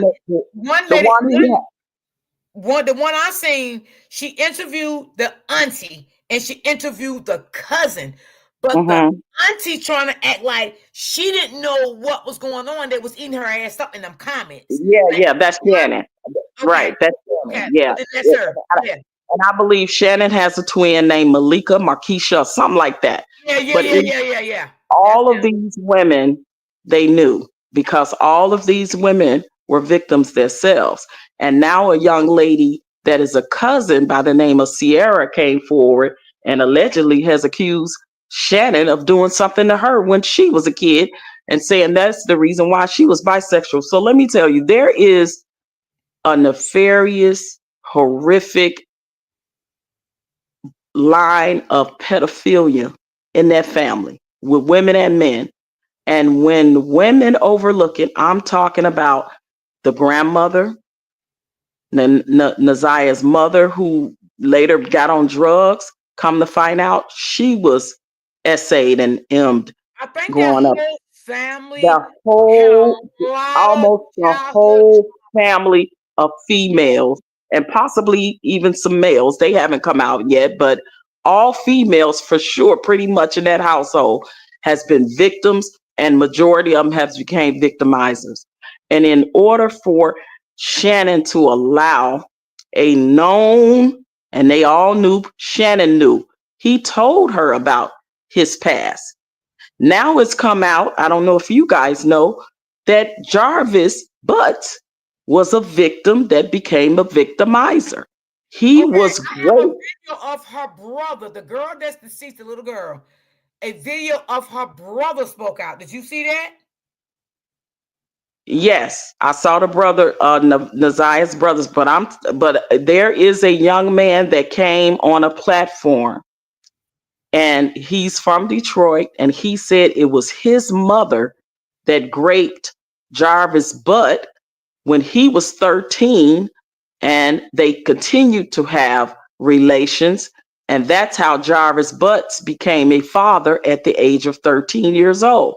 This young man said it was his mother that was the pedophile. That caused his family to be split apart and put into the system because his mother was a pedophile. He said it himself. He said, I don't F with my mother. She is the reason why my family got split apart and put into the system, because her and some other women was raping Jarvis Butt when he was 13 years old. So now you're talking nothing but victims that became victimizers. And Jarvis Butt was a victim that became a victimizer. He is a sick, narcissistic, predatory, OG, I gotta violent, stop you right there. Hey, yo, OG, I was gonna hit you up after the live, right? And I was gonna ask you, what did you feel? Do you feel like this man was a full-blown narcissist? Because absolutely he was. Beginning.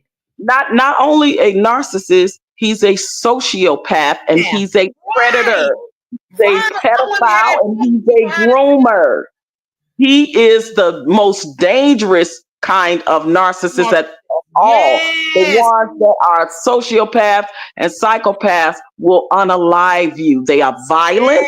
Yes. They are Yes. master manipulators. They are groomers because he groomed Naziah for at least 2 years, Years.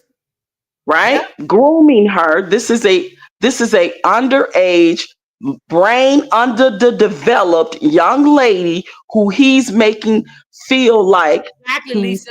loves her. He's in a relationship with her. Now she's feeling grown. She's feeling like I'm a grown woman and she's only 13, body not fully developed. And now she's having relations with a grown man whose mind still stuck when he was 13 years old. It is a horrible sickness that has been just swept under the rug, but has continued on throughout that family from generation to generation.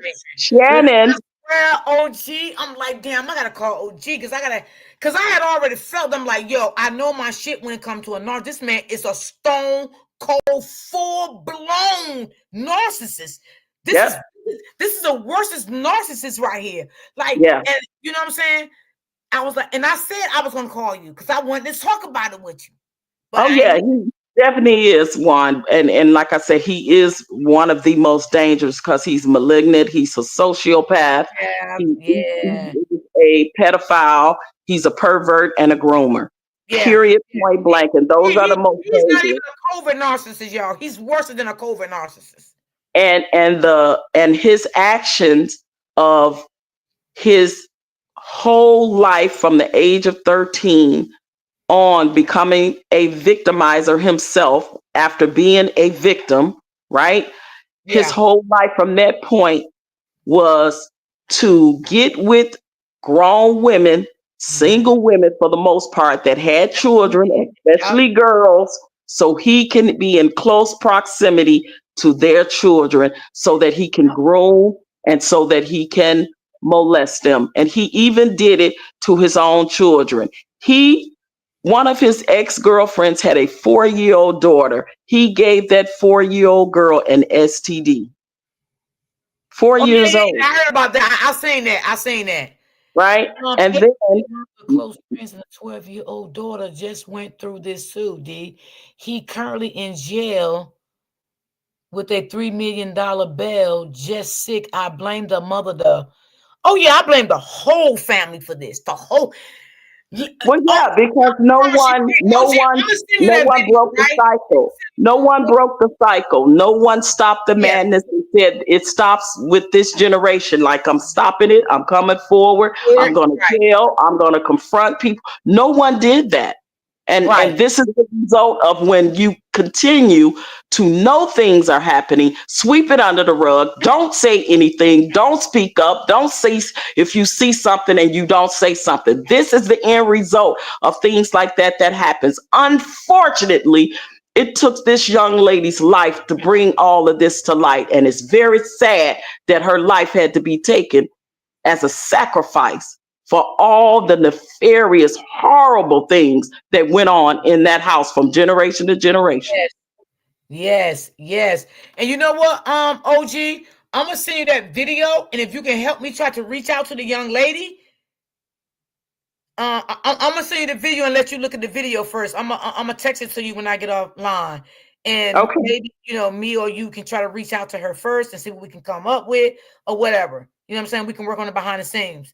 But because a lot of them, it's a lot of interesting ones I want to play, but I just don't want nobody to come out to my channel. I don't want that. Yeah, and it's sad to know that there are women that are so desperate to have a man, to keep a man, to be in relations with men, to have children with men, that behave in this sick, demeaning behavior. And they allow it.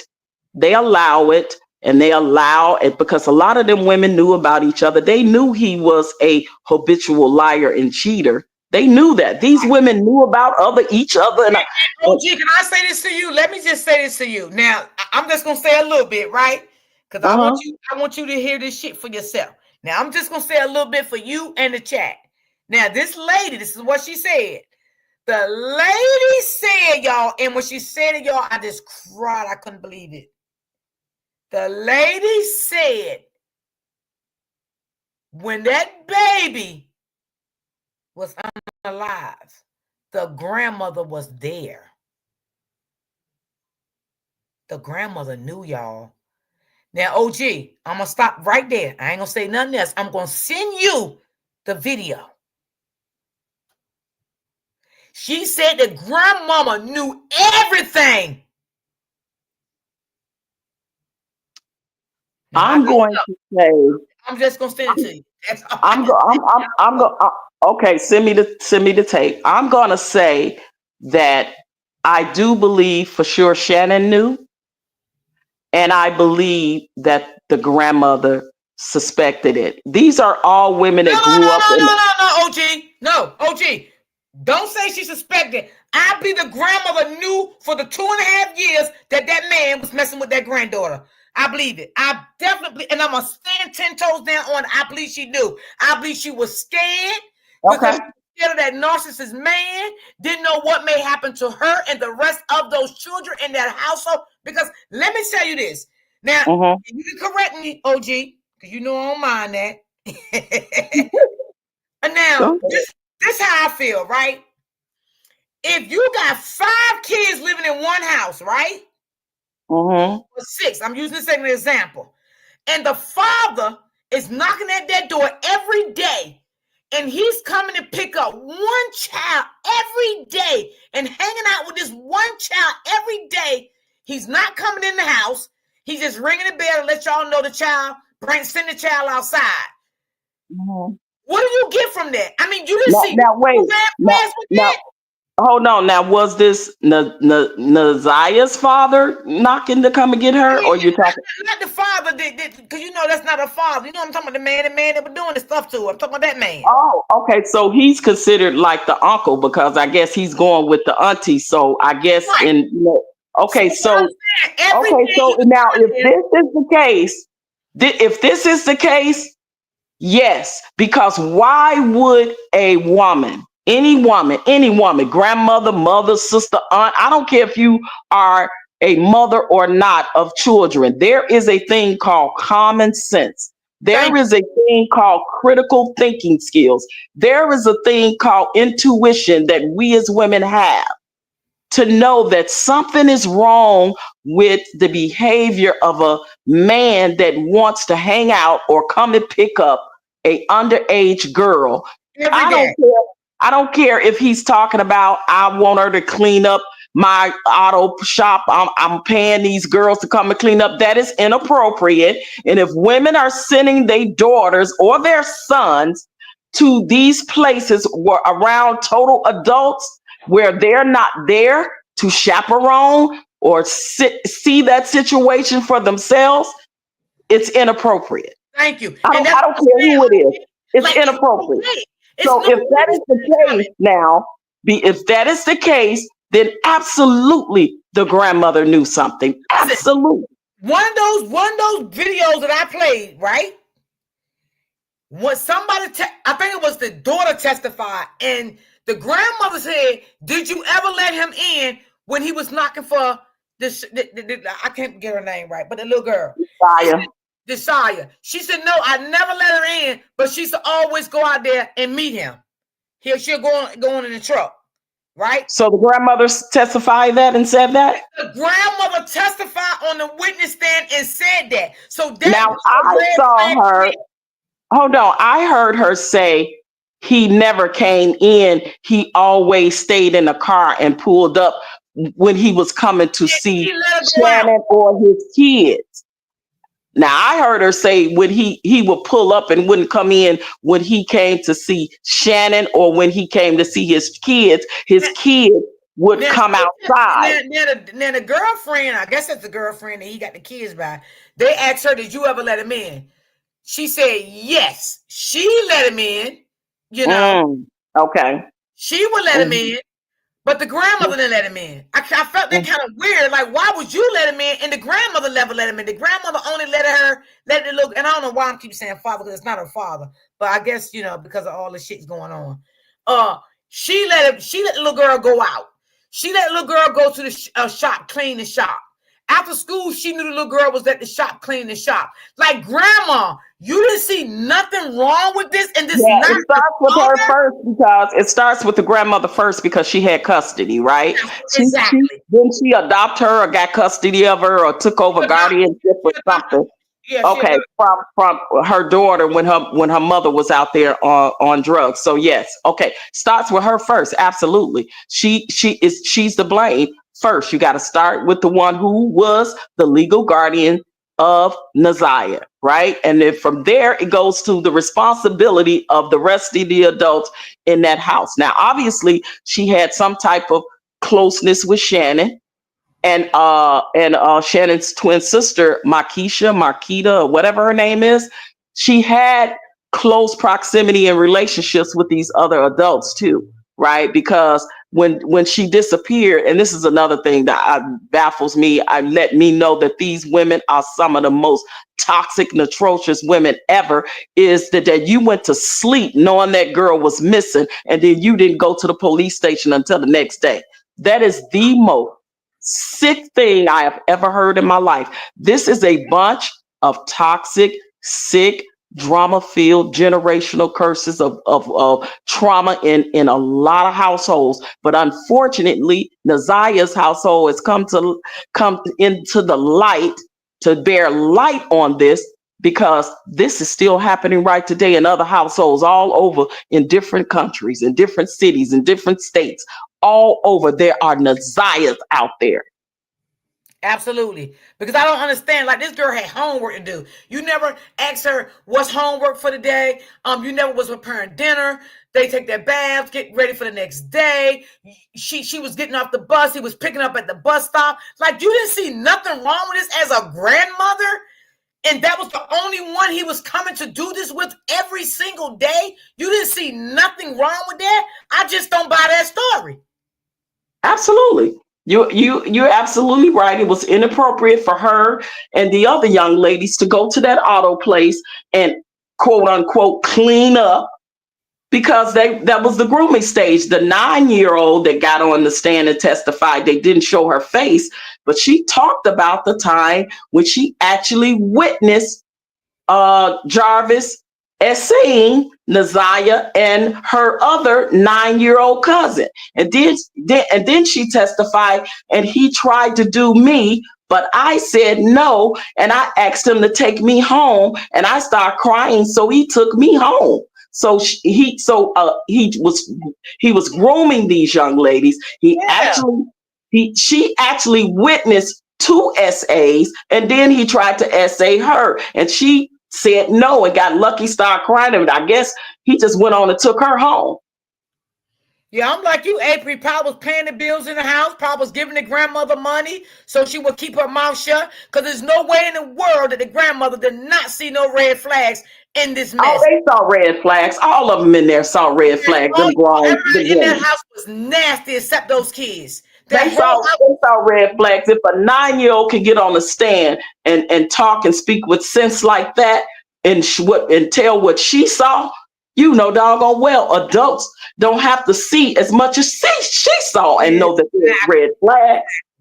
And the same way that detective just said a while ago that he groomed her, absolutely, that's what narcissists does to you. They groom those little kids. They get them close to them, comfortable with them, and then they start to move in on them. That's what they do. They are master groomers and manipulators. They're masters at it. And when you got underage children whose brains isn't fully developed and they are entrusting to an adult, it is very easy to manipulate. Look how, if you all saw the text messages between Jarvis and Naziah, he totally manipulated that child. He did. He definitely did. It's oh my God. Man, when the judge told him, she said, "You are a monster." She said, "I've been watching you the whole time in this courtroom." And she said, "You've been sitting behind your lawyers hiding." She said, "You are a monster." She let the whole courtroom know Everybody felt her. And not only did she say that about him, what about what she said about Shannon and the grandmother? She said, I sit and watch y'all for days. Do you know they testified with no empathy, with no remorse, with no emotion? She didn't have no remorse at all. None. She said that. And I she didn't said, see them cry. I didn't see them shed a tear. I didn't see them have any type of anger. Looking at Jarvis with anger. I didn't none of that. They just got up there like you bothered me in the middle of my day. Let me answer these questions. Yes, no, and we did, like with no emotion for Naziah at all, with no empathy. Latae, that what you just said, that lady actually said that in her video. That lady actually put that in her own way in her video that I watched. She absolutely did. I just don't want to play it on my platform. This is sickening. This is sickening. I never seen nothing like this. This is sickening. I mean, because what? But let me ask you this, because OG, I heard that, I don't know if it's 2 or 3 kids. I don't even know how many kids was actually in the house, but I heard that it was 2 or 3 kids that she adopted that was not related to them. Is that true? I heard that too, but I know for a fact Shannon had. Foster mother. Right, I heard that too. I'm not sure about that. Auntie Lynn in the chat. Auntie Lynn knows this story deeply because she have a lot of people, family there that is into this story. So, Auntie Lynn, did you hear anything about some of those kids was in their house adopted and she was a foster parent? I'm gonna let her respond because she knows a lot about this story because she live in Detroit. When my father died, I was 11 years old and my mother didn't have a man around me. I met her life partner at 17. My mom dated when I was in Mississippi for the summer. Oh, okay. See, that's good. You don't bring kids all around your children like that. You just don't do it. But this mother right here was already sick. This was already a sickly family, like OG said. Okay. OG, Auntie Lynn said yes, she was a foster mother, and some of those kids was adopted. I read that. I read it. I read they was not all her biological children. I read that. You know what? Hey, sis, and hello, Miss OG. How are you? I'm good. How you doing, beautiful? I'm good. You know what you said that just I had to call because I'm driving. Listen, you are so right about the grandmother. Any adult, no adult in their right mind should be letting a child be around no grown man. It just listen. I spent my summers in Mississippi with my grandparents. My grandfather he owned his own business. He had a pool hall. Now my grandfather was not that type of person. I couldn't understand why my grandmother and my grandfather would not let me come and be at that pool hall. I just wanted to hang out with my grandfather. But they told me, no, you don't need to be up at that pool hall. They would only let me come up there like on a Sunday afternoon. They would never let me come up there on a Friday or Saturday because they knew it was inappropriate for me. I didn't know no better. All I wanted to do was be around my grandfather. But they knew as adults it wasn't appropriate for a young girl to be around a bunch of grown men. And I just don't I don't think that grandmother knows. And that auntie Shannon, she did a video. She was calling Naziah fast and her fast ass and all of this stuff. And I'm like, why are you talking about this little girl? Really? Yes. I send you the I Oh, thought yeah, I you did send me that one. I seen that. Yes. That was Yes.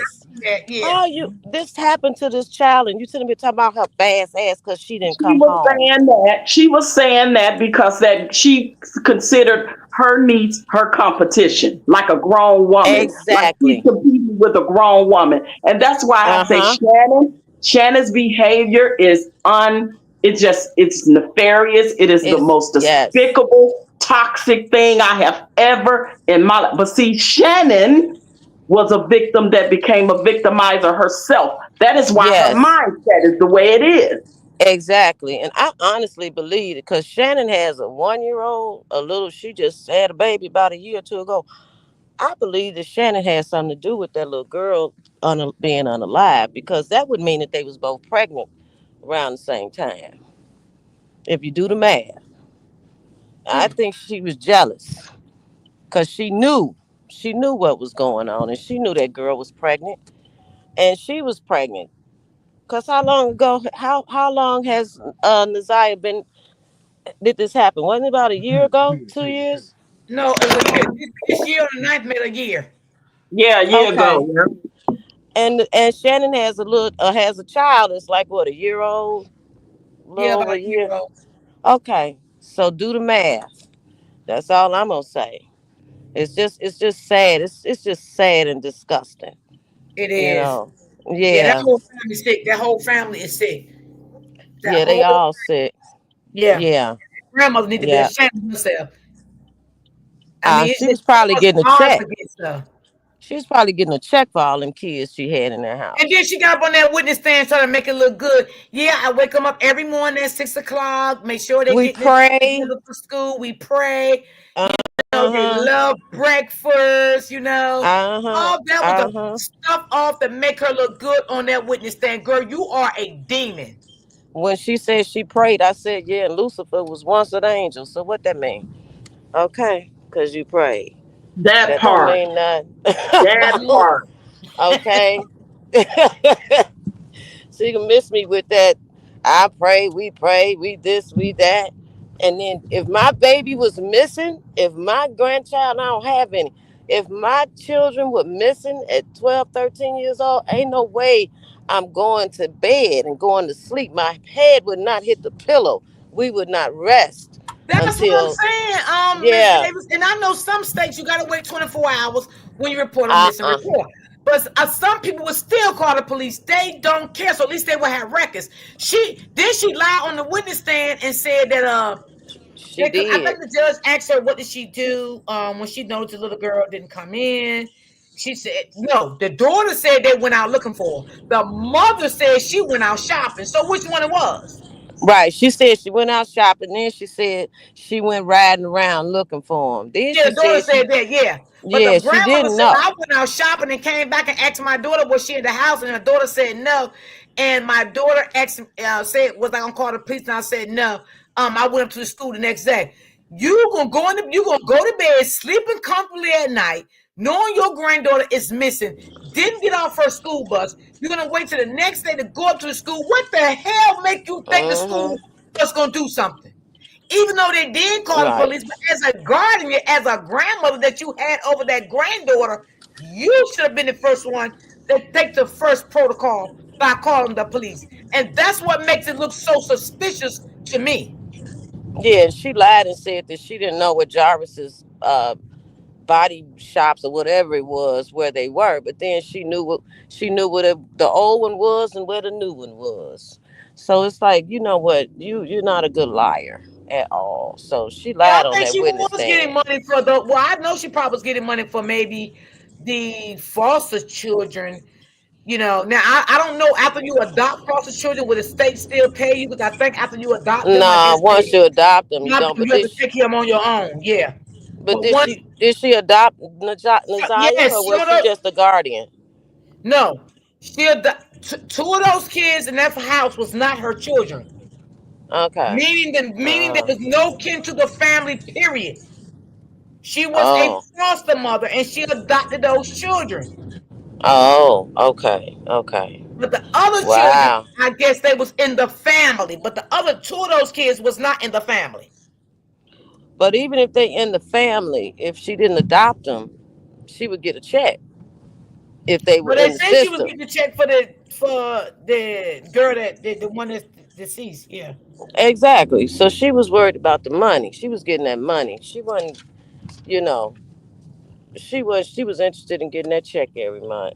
So, you know, I don't know. But I'm gonna get down because I'm enjoying listening to you and Miss OG. So That just touched me when OG said that about being an adult and Yeah, being cause around honey, grown. being around, cause there's I got some family members I wouldn't let my kids go around, and not that they're doing that, You better say it. but they into things that I You just thought better was say it. That's inappropriate. right. Yeah, too That's inappropriate right. for my child to be around. Now you can have your child over there, but they were doing too much and involved in things that no, you're supposed to. Your job as a parent, a guardian, a grandparent is to keep children out of harm's way and protect them until they can protect themselves. Okay, so Yeah. it just makes me angry. But I'm gonna Yeah, this is drop this is down good. and listen. Okay, Yeah. baby. All Okay. right. See you, Miss OG. Okay. All right, beautiful lady. Yeah, this Okay. man was a full blown narcissist. He was baby. He was at the highest level of a narcissist. Believe me, y'all. Okay, I've been wanting to call him out on that. I've been wanting to call him out on that when I started getting uh things in my inbox about this story. I said, this man is a full blown narcissist. This man is sick. OG called it all. Let's be real. Like, I Yeah. ain't even lying. Yeah, it's unfortunate. He's the most dangerous kind. Yeah. And don't get me wrong, I'm not saying all narcissists are No, we know unalivers. that. Me and you They're know that, not. but other people might not They're know. not. But if Every they every every have narcissist is not the same, y'all. It's right, different levels for everybody that is exactly. a narcissist. It's different levels. You Right. got But some then, narcissists out here that would not do this. But when you correct. find narcissists like this that do this, Yes. they are the highest level of a narcissist. That's what Yep. I'm gonna And say. most of them start off with a lot of DV. Yes. I heard Dr. Romney say, and I thought this for a long time, ever since I've been studying and researching narcissism. I thought this for a long time, and then I heard Dr. Romney say it, and I love her. She's a psychiatrist, very popular on YouTube, you guys. Oh, I watch her. OG. I follow her. Okay. She did an interview and recently, and a guy asked her, are most people that get involved in domestic violence, that do domestic violence towards women and men, are they narcissists? And I was waiting on the answer. She said yes. Yeah. She said those are the violent kind. Mm-hmm. So if you have anybody in your family, honey, that is beating on women or men or whoever it could be, because women beat men beat women, but it's predominantly, she said it's predominantly in men, right? That are habitual, womanizers and beater of women. They're narcissists. I couldn't, when she said it, I said, I thought so.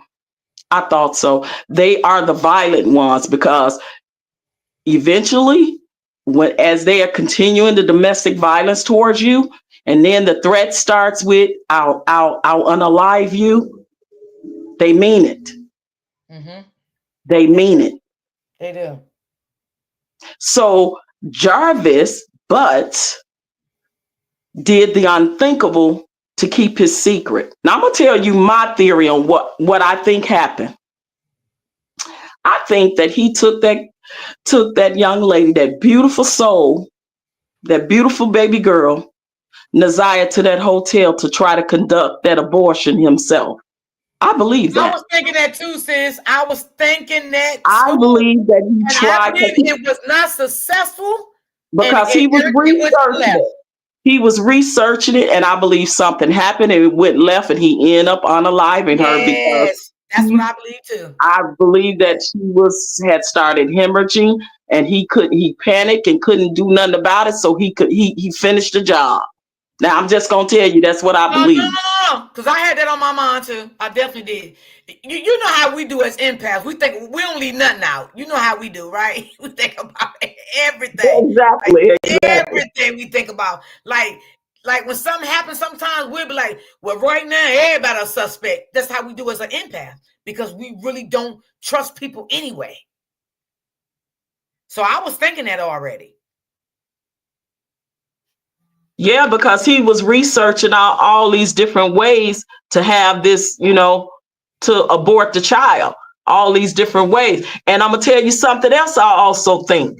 Looking at the time frame from the time she arrived at that auto place and they left that auto place and went to the hotel, I believe he also had relations with her one last time before he did that. That's just my thought. Possibility, because you seen the prosecutor them asked the guy that was in jail, was that the last time you seen her? And he said, yeah, I never seen her no more. Yeah, because she was at the shop. She was at the shop last year to 2024. She was at the shop on the 9th. That was the day she went missing. And when that boy testified today, they asked him, did you ever see her ever since after the 9th of January 2024? He stated no. And he's a piece of SHIT himself, because as a man who has children, or just as a man, adult in general, you didn't continue to question, why are you letting your alleged nieces come up here all the time? Why are you hanging around underage girls? Why are they coming up here cleaning up? Why they, like, as a man, as an adult, he didn't even, like, he's a piece of crap himself. No, and I was gonna say that, OG, but you took it out of my mouth. I'm glad you said that. Like, you didn't even question your friend. Like, why do you bring this girl up here all the time? And then on top of it, he got the guy thinking that was his daughter, right? Was that his daughter, or who is she to him? He said niece. Okay. One that was coming up. That was his daughter or his niece. It was the daughter and the niece coming up there. Right, daughter and the niece. Both of them was coming up there cleaning up, allegedly. But yeah, but still, I would still question that. I would like, where are these adults' critical thinking skills?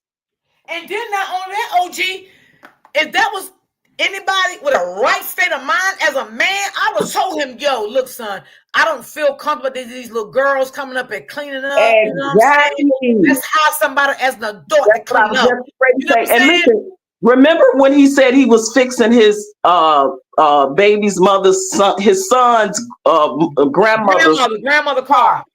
Listen, let me tell you about grandmama's intuition. When the woman came to get a car, she saw the little girl. She said, "Who little girl is this?" He said that on the stand. Yes, she did. That's woman intuition. And what did he say? He said, "That's my daughter."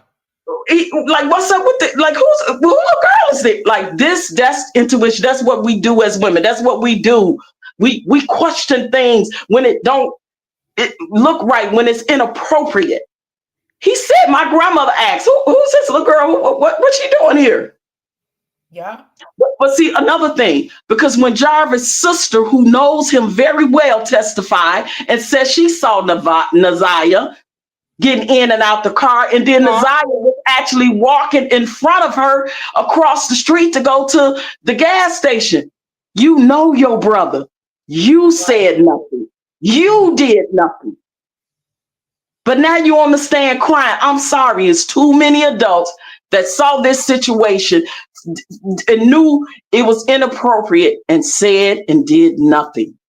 That's right. She got on the stand and said she never saw Naziah's face, but Naziah was walking so many feet in front of her. They both was headed to the gas station. Naziah went in the door and went one way. She went in the door and went another way. So now, but you know your brother, you know he's a pedophile. You said yourself, this little girl is real little. She said that on the stand. Yeah. I said, oh, she little.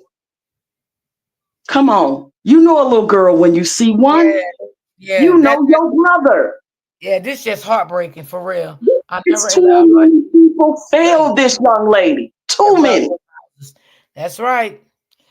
It was at least 2 cars involved. So Sharon and the grandmother was with Jarvis that night. That's why the grandmama didn't report her missing until the next day. They had to get rid of the body. Oh, Lord have mercy. I ain't even want to read the rest of that. Lord, what is you saying? Jesus. That's deep. That's deep. Sis, I'm going to step down for a minute. I'll try to come back up if I can, okay? Okay. I'm going to finish playing this video too so they can hear it. Y'all, let me finish playing this video too, because I want y'all to finish. Oh Lord Jesus, y'all just got me. Oof, my stomach is curling. The ones that routine runaways, if Let you've me heard know if of it. y'all can hear it They too. they still go out, but there's ways to do it. Going to the school, social media with kids. It's a big benefit to us for our investigations. And they also know when they become serious missings. All missings are serious, but internally there's a title that it has been elevated to a serious missing, and that involves a lot more work and connection with the family. Each time we get a call, we go out to the home. Regardless of whether or not it's a person who has run away or a routine runaway or serious missing. We check the home. We have found kids in the home hiding. So it's really complex and would take its own news conference to explain it. I will tell you this, they do a very good job. We've got thousands of kids this year that have been returned home, many of which were runaways. So we don't have a condition where kids are being picked up on the street and kidnapped. We did have an incident a couple of years ago where that happened, and the prosecutor charged that person. In fact, they were just recently convicted. So it's a lot that goes into it. We'd be more than happy to sit down and explain our process with you if you want to do something on an aside. Chief, assuming then, inferring that investigators knew early on this was not a runaway case, or just if you can share some details of the fact that I'm assuming you knew pretty quickly this was not what she did as far as running, and there was some foul play involved. And if you could address the complexities that the prosecutor alluded to of not having a body and how you build a case around that. Well, the prosecutor builds cases. We bring evidence to the prosecutor. We bring our investigation, and she makes the charging decision. So I don't want to get into that lane because it's not mine.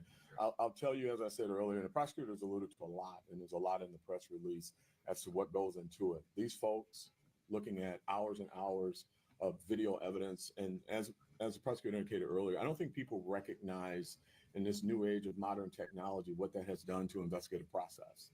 The days of old school investigations, some of that stuff still is valid and important. You got to get out on the street, knock on doors, and talk to people.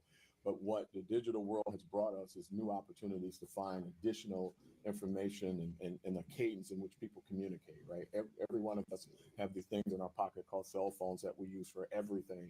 And if people go dark, and they've never been dark, particularly kids, they show their food, they show their school, they take selfies, and when that stops, that elevates your concern as to why did it stop. So it's a very complex process. These are the experts. I'm just a chief. But again, we can sit down and talk to you about it in great detail, but a lot goes into it. And when you're talking about 111 gigabytes of information and text messages and dumping phones and literally going through methodically each one of the pages and the text messages and the communication as to when they stopped and the last word said that should have prompted a response. Maybe it did, maybe it didn't. I can't get into that.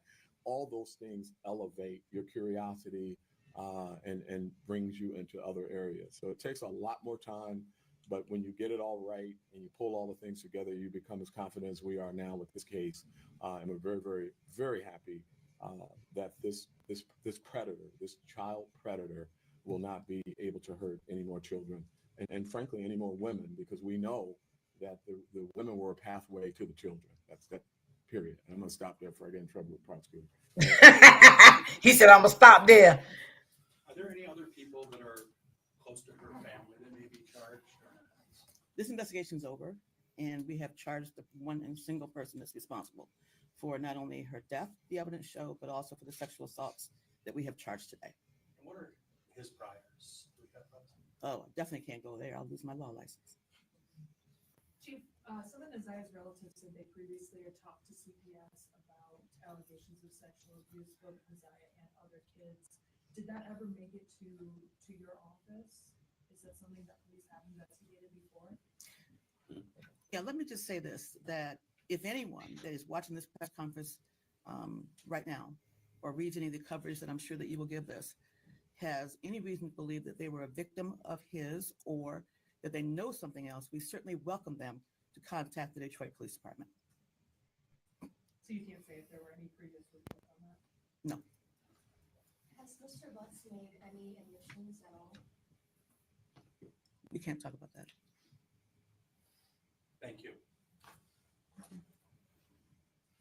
Thank you very much. Yeah. sorry for this space. We're trying things out. This is a new building, as you know, and I can't see everybody, but so we'll work it out eventually. Thank you. No, the police will send a mug shot. We don't send mug shots. Your Fingerhut Okay, Pay y'all, I credit think that account was gives the you end access to of thousands of that top brand names one and there. everyday essentials. Low monthly. Yeah, that was the end of that one. Now, did y'all see the one with the sister? Wait, Lord, well, hold on, y'all. Let me play this sister right quick. Lord have mercy. Let me see something here. Did I just lose it? Good afternoon. Could you please state your name for the record? Tijuana Butts, And how old are you, Ms. Butts? 46. And do you Okay, this is the someone sister. named Jarvis Butts? Yes, And how is it that you know him?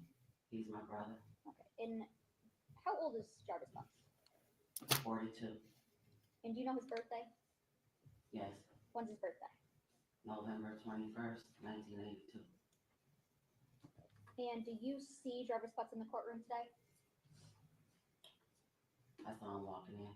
Okay. And can you point it and tell me a color? So I think this is his sister, y'all. He has on, I believe it's dark green shirt. He's sitting behind the lady to the side of you.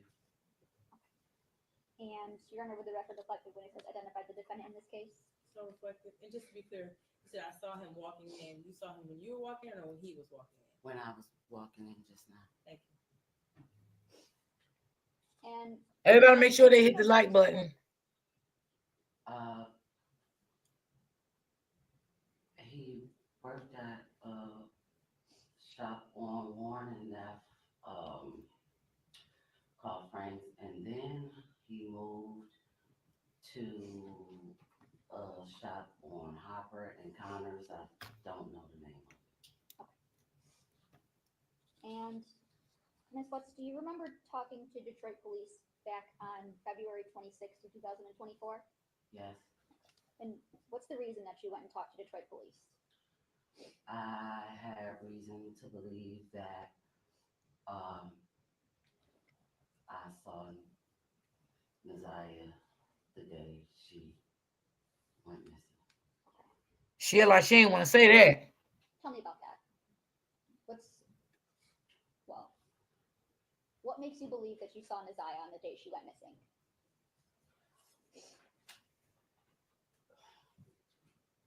Where do you want me to start this about? So, from the very beginning, where is it that you think you saw Ziyah? At the shop on Harbor and Connors. Okay, and whose shop is that? Hey, Lisa Love. Hey, Auntie. Buzz and his partner. Y'all, she looks a little nervous. What's the reason you were at your brother's shop that day? Something was wrong with the car that I was driving, and I just needed him to check it out to make sure it was safe for me to drive. Do you recall about what time did you go to Jarvis's shop that day? About 4 p.m., give or take a few minutes. Okay, and around what time did you leave? Somewhere between 6 and 6:30. Okay. And what is it that you noticed while you were at the shop? So it's a car, like garage. So I was sitting outside of the shop in my car because they were working on another car on the inside. As I sat there for the time that I was there, I kept seeing a little girl get in and out of his truck, going to the gas station and going back to his car. Okay, so I'm gonna stop you right there. Whose car are we talking about? My brother. Okay, and what kind of car was it? Believe the Cadillac Escalade. Okay, do you remember what color? Kind of like a pearl white, off white cream color. Okay, and you said you described this as a like a 2 garage shop? Yes. Okay, and I want to approach with people's exhibit 7. Okay. Now, Ms. Butts, do you recognize what is it we're looking at in People's Exhibit 7? Yes, Okay, what is that? that is the shop Okay. right in the middle. And where at were you parked when you saw someone getting in and out of Jarvis's truck? In front of the car doors of the garage right here, I was parked facing, I don't know what direction it is, but going towards garage. I was like in front, but outside. Okay, so you were kind of parked parallel with the road. Yeah. Okay. Can you draw a T where your truck was? My car? Yeah, your car was. Yes. And then put an arrow the way you were facing.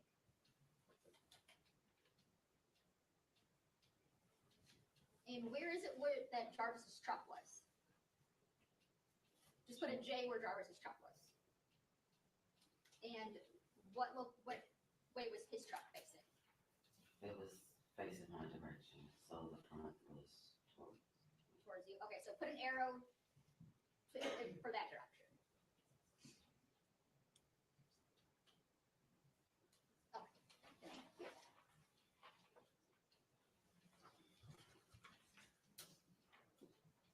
Now,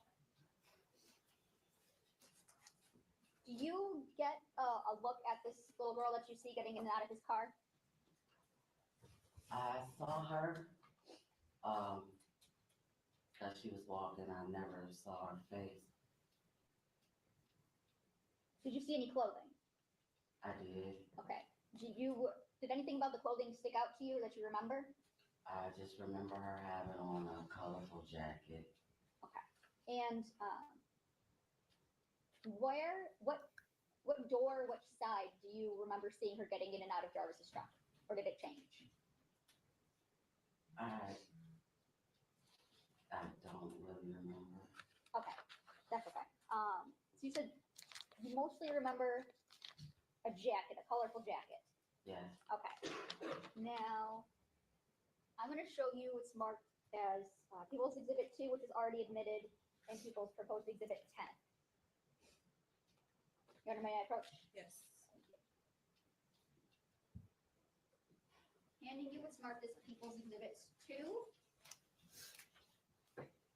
and 10. Okay. Do you recognize anything in those photos? Yeah. Yes? Yes. What is it that you recognize? Right here, this jacket. And for the record, you're pointing up in channel 1, and you recognize this like pink colorful jacket? Yes. Okay. And that's in People's Exhibit 10? Your Honor, I move for the admission of People's Proposed Exhibit 10 as Exhibit 10. Is that a fair and accurate depiction of the jacket that you saw that day? Yes. I move for the proposed People's Exhibit 10. Any objection? No objection. Okay, it'll be admitted as People's Exhibit 10. Okay. And in People's 2, is that also, where is the what you recognize in People's Exhibit 2?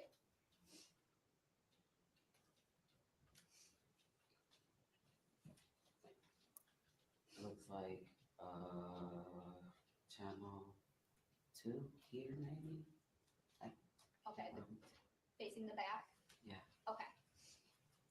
And you recognize the jacket in this photo too, right? Yes. It's a little blurry, but it looks the same. Okay.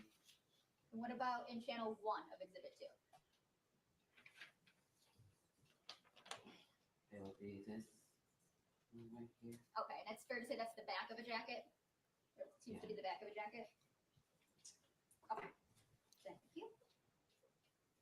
And you said that you saw this little girl with this jacket on getting in and out and going into the gas station? Yes.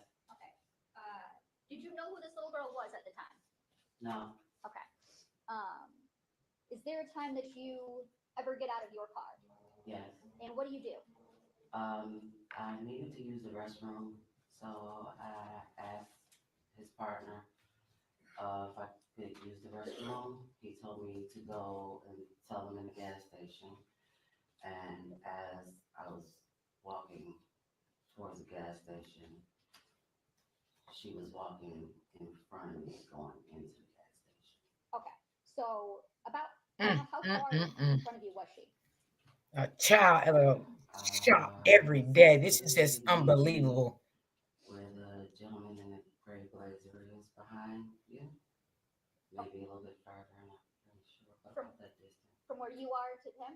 Yeah. Okay. And boy, I'm really bad at estimates. 20, 25 feet? Yeah, I would agree with about 20, 25 feet. And you said you never got a chance to see this little girl's face. No. Was there anything else about her that you can remember? I just remember her being kind of small, like outside, just seeing her get in and out of the car. When I was walking towards her, I was like, she's tiny, and I just remembered the coat. Okay. Tiny, like in what way? Like tiny, skinny, short? Kind of skinny and short. Okay. And did you ever ask Jarvis who the little girl was? Yes.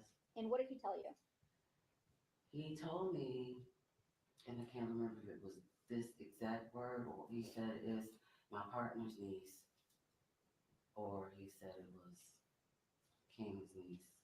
Okay, but you knew who he was referring to? Yes. Okay.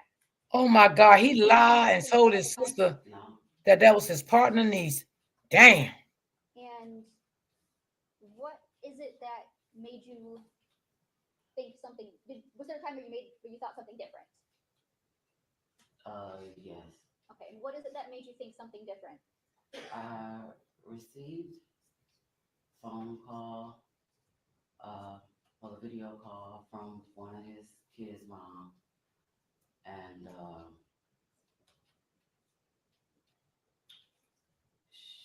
she told me about some things that happened on Valentine's Day, and then she sent me a video of a podcast about my brother. Okay. And Wow. what did you do as a result of receiving those things? I called Shannon and I asked her for Sergeant Jones' phone number. Okay. And who's the Shannon that you called? His kid's mom. Shannon Harris? Yes. Okay. Do you do anything before you go and talk to Sergeant Jones? Yes. Okay. What is it that you do? Okay, so after having a conversation with Shannon Harris and his other kid's mom, I was informed that his partner King, I guess something happened where the Objection, this is hearsay. It's not a statement yet, Judge. Being informed. I'm not sure what she's even about to say. Okay, just to the extent that it's informed of someone else's statement. You might have to object in a couple moments. You need to speak up. If you could stand up and make your objection. Yes, just objecting to the fact that she was informed of something. It appears this might be hearsay, but we'll see. Yeah. Could you finish what you were saying? I don't know where you're going with this. I'm trying to remember where I left.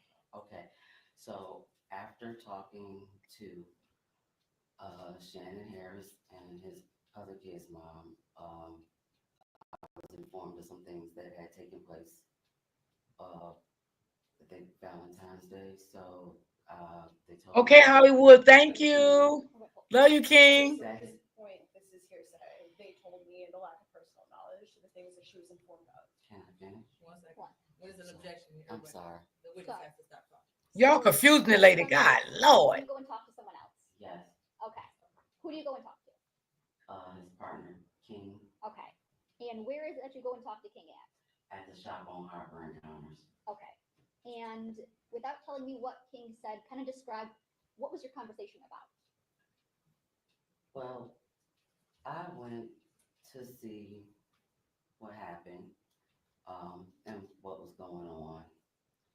During that time, I told him that I had never seen any little girl at my brother's shop besides my nieces, outside of the little girl that I saw getting out of his truck that day. Okay. And you told this to who? King.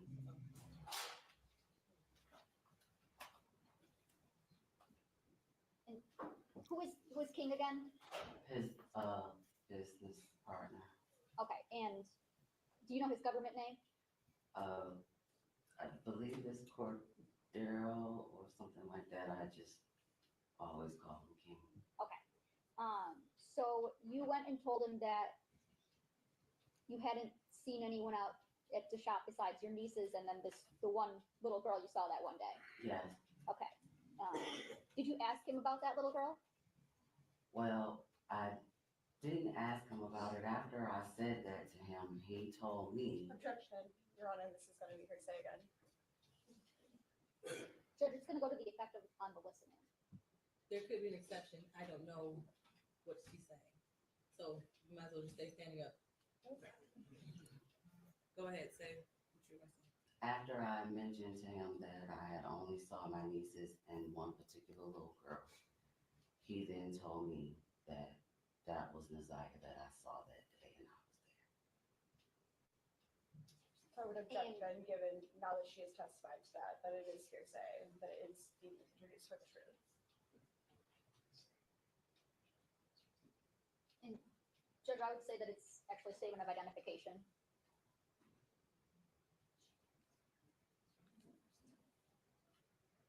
So this is not an identification that she personally made. She's just being told. When she identified.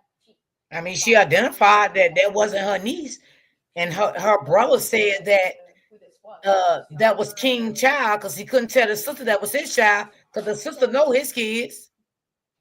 Without saying what King said, were you informed of anything about a little girl that you saw on January 9th, 2024? Yes. Okay. And to your knowledge, Jarvis had told you that that was King's niece. Yes. Okay. Hey, Brittany. When you talked to King, did you have reason to not believe what Jarvis told you? Yes. Okay. Do you know your nieces from Jarvis? That is a poorly worded question. I am sorry.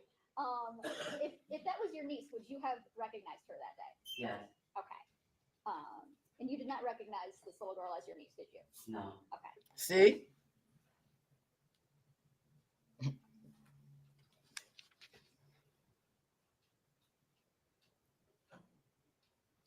What is it that you did after speaking with King that day? Exactly, Miss Davis. I respect that too. 100. Sergeant Jones' phone number. Okay. And did you eventually talk to Sergeant Jones? Yes. Okay.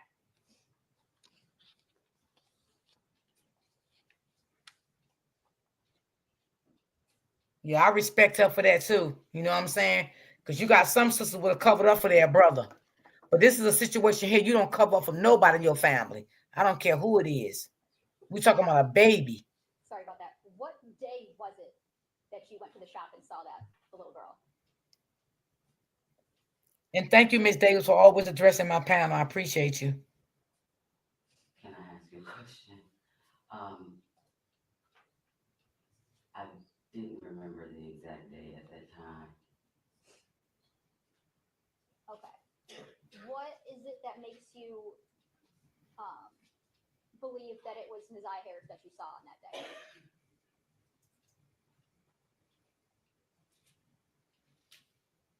I'm not quite sure how to answer what you're asking me. Like, That may be a poorly worded question. I'm sorry.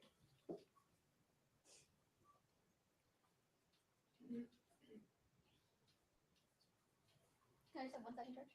Yes.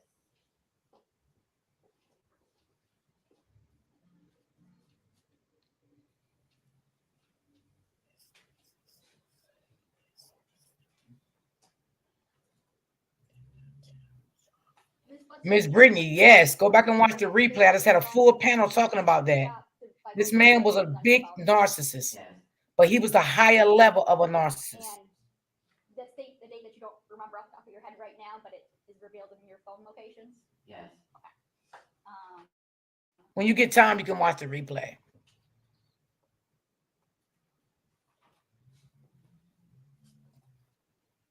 One second.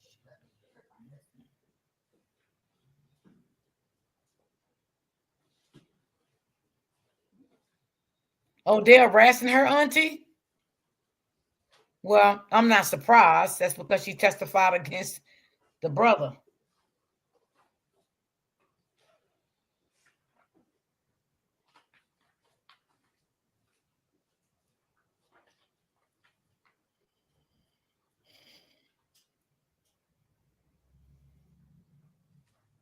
Exactly. She didn't even know who the little girl was. Like, and it wasn't his daughter, so why they so mad?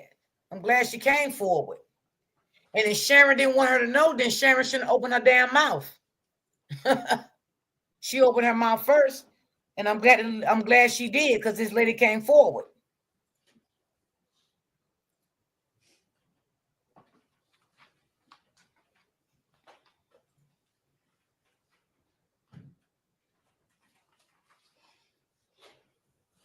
Oh my God, Miss Davis, she did? Wow. You get time, Miss Davis, send me that. That you went through your phone locations to determine the date. Oh, don't cry. It's okay. I'm sorry, do you need a moment? It's emotional for her.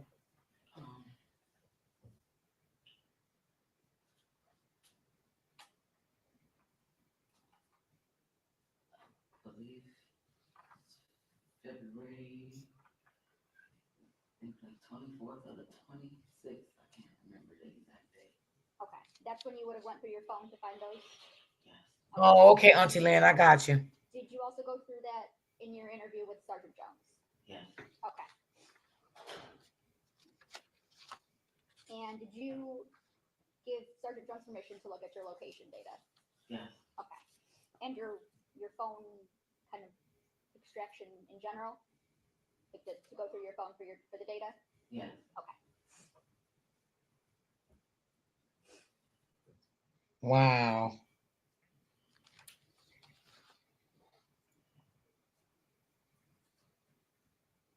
Nothing else, Judge.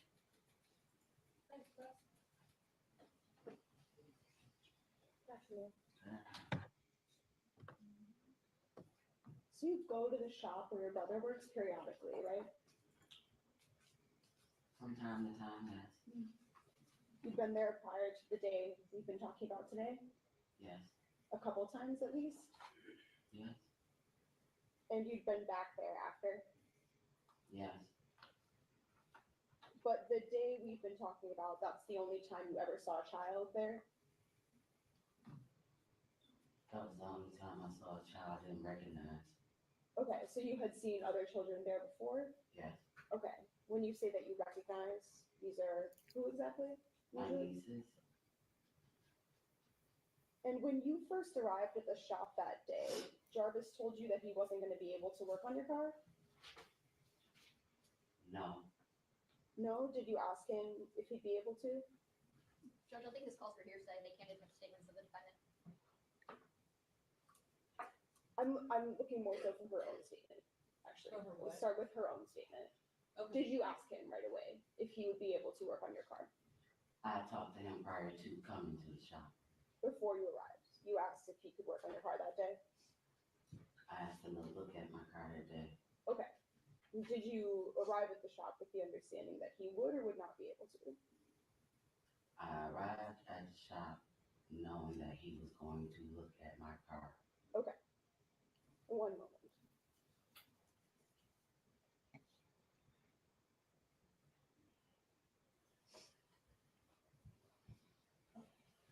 And was that via text or call or some other way? Probably a video call. Okay, so a video call a little bit before you headed over? Earlier in the day, maybe. Okay. I'm not sure exactly what time. Okay, so that's how you decided that you'd go over later? He told me I could come. Judge, this is kind of all calling for hearsay in a backdoor way. The response is hearsay. Not that she necessarily asked for it, but it's hearsay. Sure, we can Can be keep it stricken. as her own. So to be clear, we don't need to talk about what he said to you, but you did a video call to him, and in that call, you asked if he could work on your car. You keep saying work on my car. I said, look at my car. Okay, look at your car, but you. She straightened that right on up. Maybe that morning. I don't remember what time of day it was, but it was before I went to him. Okay, thank you.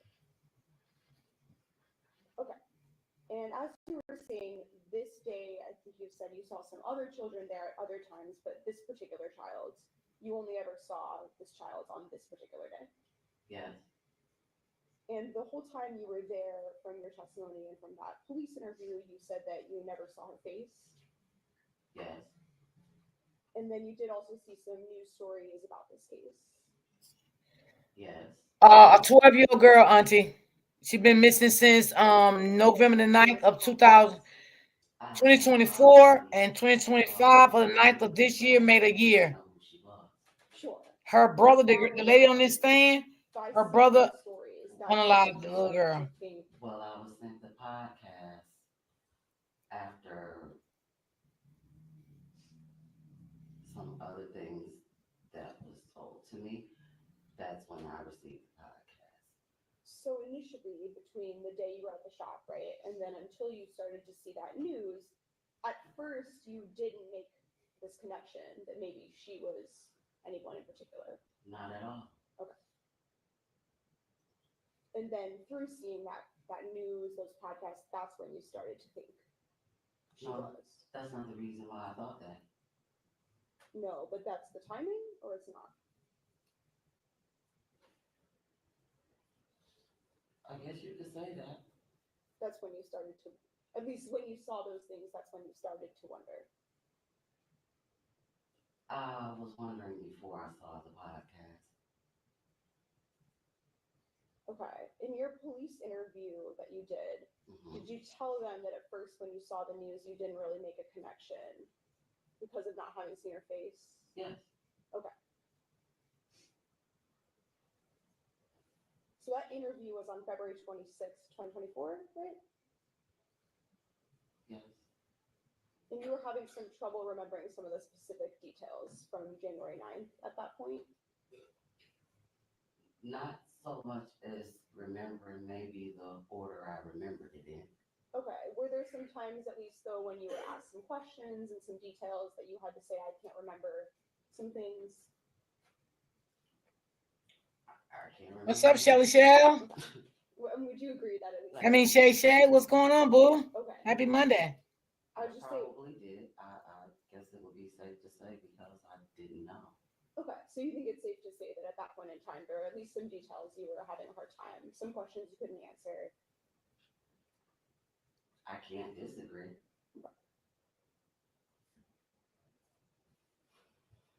She's getting frustrated because this is his lawyer talking to her. Police interview, that was when you first started to think that maybe this girl you'd seen at the shop had been Ziyah Harris. Can you repeat that? So the first time you started to think that maybe that child, the one you saw, maybe that was Ziyah Harris, that was pretty close in time to the police interview. Maybe about a week or so before. Okay. I believe, does it sound right to you that I think you told the police that it was on the Thursday prior to the interview? Whatever the Thursday was after Valentine's Day. Okay. So probably February 22nd. That was the Thursday prior to your interview. Okay. And then when you were at the shop, you primarily saw this child while she was inside a truck, right? I didn't know it was a child in the truck until she kept getting out. Okay, but when you saw her, she was in a truck? I saw her getting out the truck, yes. And were you inside your vehicle? Yes. You arrived in the daylight, right? Yes. And that's, I think, what you're referring to, right? Initially, that's when you didn't yet know somebody was in the truck.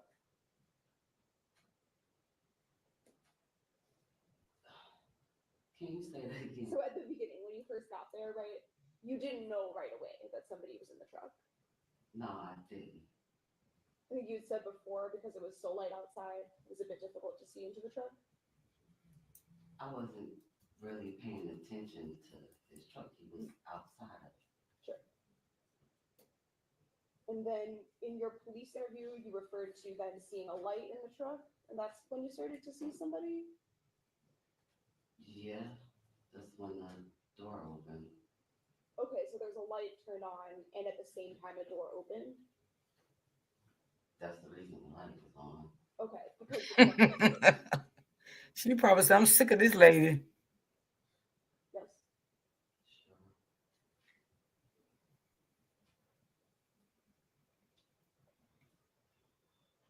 And you said that you saw a couple different times her go back and forth to the gas station? Yes. And only one of those different times you were on your way to the gas station as well? Yes. But for that whole time, she remained in front of you? When I was going into the gas station, she was in front of me. When I walked into the gas station, she went to the left, I went straight, and over to the right. For that walk over to the gas station, was it getting dark at that point? It was already dark. Okay.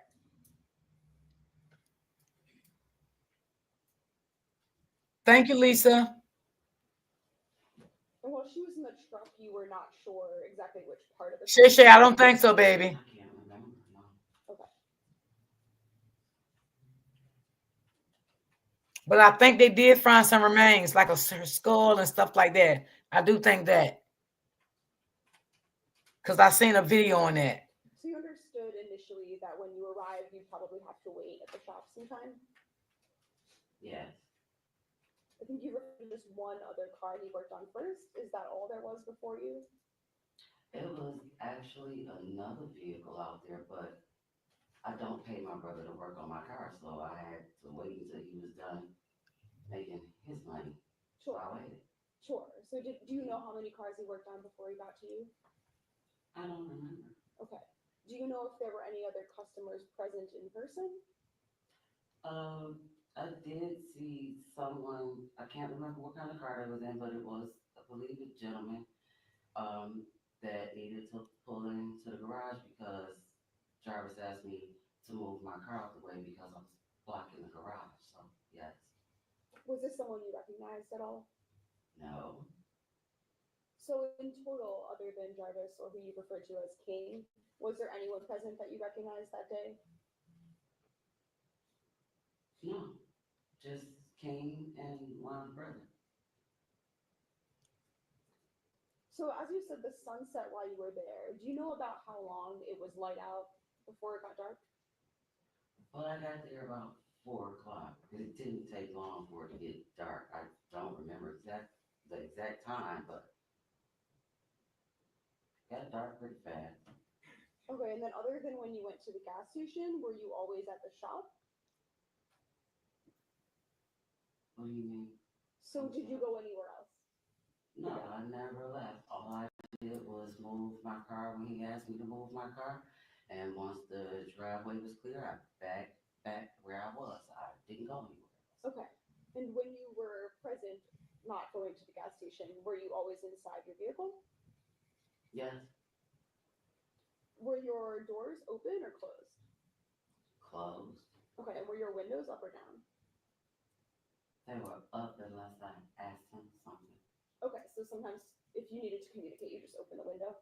Or I would call him, yeah. Yes. And you were saying today that at one point you did speak to Jarvis about who this girl was? Yes. And when you were talking to the police about this, you had said that you weren't sure exactly what his response was? What I said was I wasn't sure of the word. Sure, that's what I mean. That Okay. You told the police, right, that it might have been Hey, Barry his Boo. niece, or maybe he said it's my homeboy's niece. He said it was his partner or King's niece, but he definitely said it was someone else's niece. Okay, I mean, does it sound right to you that you used the term homeboy's niece with the police? I probably did. Okay. It's all the same to me. And then that's what you continue to think at first, right? At first, you just believed that it was someone else's niece. Yeah, Specifically, you thought it was probably King's niece. that's what I was told. Which I think as we established, right, King is the same person as Cordell, right? Yes. And then after that, you would listen to some of these podcasts and to the news. I listened to his kid's mother, and then I watched the podcast. Okay, so those are some things that happened. Both. Yes. And then once you started to have this different information you were gathering, then you kind of started to look into it for yourself. Yes. Do some of your own investigation. Yes. And then at one point following that, that's when you decided to go back to the shop. Yes. To speak to Cordell. Yes. And to discuss some of these things you've been learning with him. Yes. You and Jarvis are not particularly close. I wouldn't say that we're really distant. I don't see him every day. I don't talk to him every day, but he's my brother.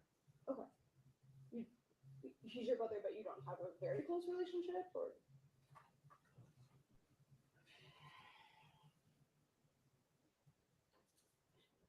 He's my brother. Okay. What about with his children? Are you close with his children? Some of the ones that I know. So he has 13 kids, right? I have no idea. Do you have an idea? A lot. She ain't playing with them. Do some of them live with different mothers? Yes. And you don't spend time with all of them? No. So which one? Shit, 13 kids, a lot to goddamn spend time with. Shit. I don't want to say their names. They're minors. Okay. And I don't want to disclose their identity. Could you just give like a number instead? How many do you know? I'm counting. She ain't playing with them. She giving them the business.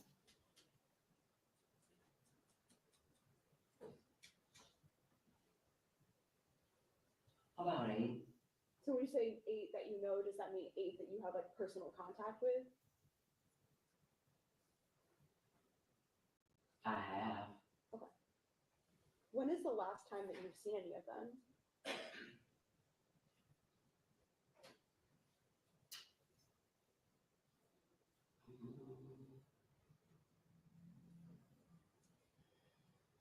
About 2 months ago.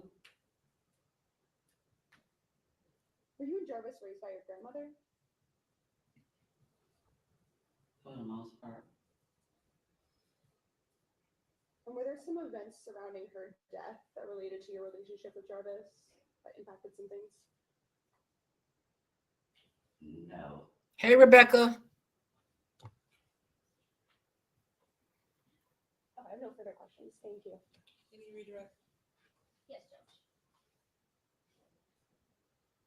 Ms. Butts, you said that there was another reason, there was a different reason that you thought that it was Ziyah that you had saw that day.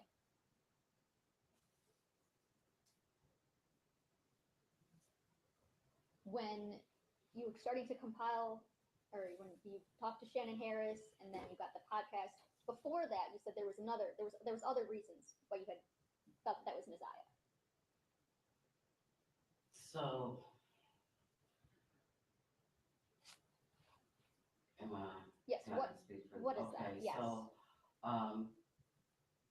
at the time, I didn't know. Once I realized that it was a possibility that I saw her, there were several reasons that led me to believe that it was a possibility I was there. And I didn't want to get into detail as far as what I knew before the podcast. But if you would like, I would explain to you why I thought these things. Yeah. It's up to you. Can we approach? Yes.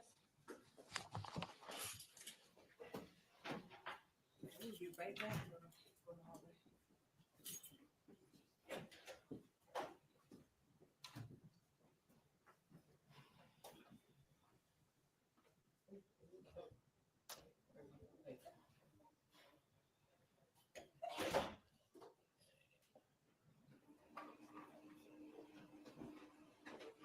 I didn't hear the lawyer say nothing about the grandmother. Because I was in and out. I was checking inboxes and stuff. So if she said something, I probably missed it.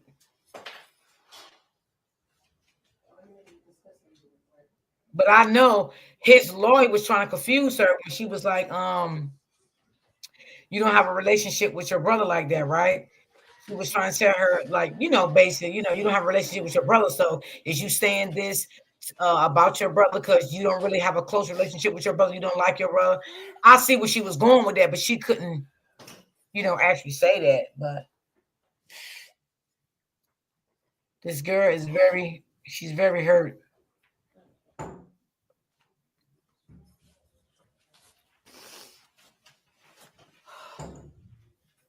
It's a lot for her. It's a lot.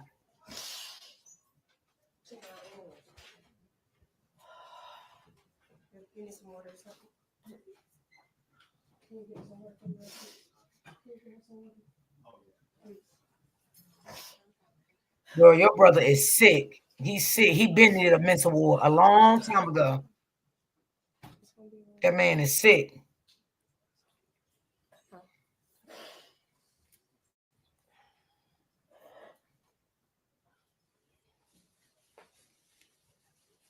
Wow. He's sitting back there reading. Well, your mama should have checked you in a mental ward, because that's where you belongs. You never belonged on the street. Not even to have one child.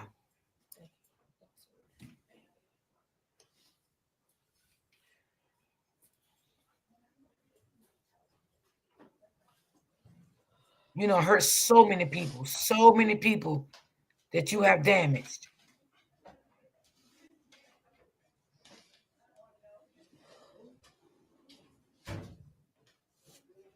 This got to be a generational curse somewhere down the line on both in both families. I don't know if it was his mom, his dad. I don't know who it was, but this boy should have been put away a long time. He shouldn't even have thought about having one child. He was mental from day one. Shit. He's sick. I don't even understand how he stayed out in a community like that, damaging the community like that. I just don't understand it. That nobody didn't see nothing within this child, this boy. Because I don't call him no man. I'm gonna say monster. Like, this is sickening.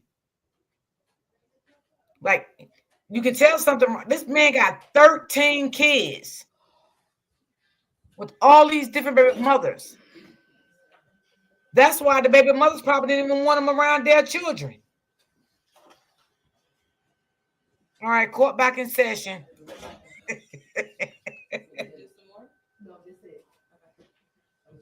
This case with the women. Yes, he have 13 children, Shay Shay. 13 children. Okay, we are back on the record. Ms. Butts, you are still under oath. Ms. Swift, you go right ahead. Thank you. So No, this is not about the twins. This is the same case about the 13-year-old little girl that I played last week. This is his sister. The guy you just seen on the stream, this is his sister testifying against him.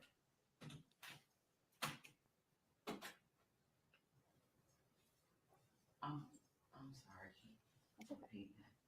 So is If any twins involved, I don't know about no twins. What are the sources of them? Is it somebody told you something? Is it something that you saw yourself, you observed, or a coupling of that?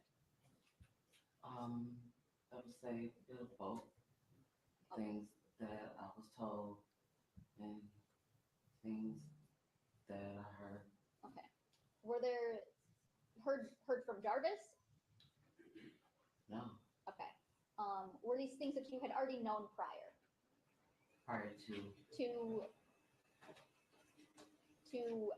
thinking that was Messiah that you saw? I'm sorry, I'm confused on the question. So are these things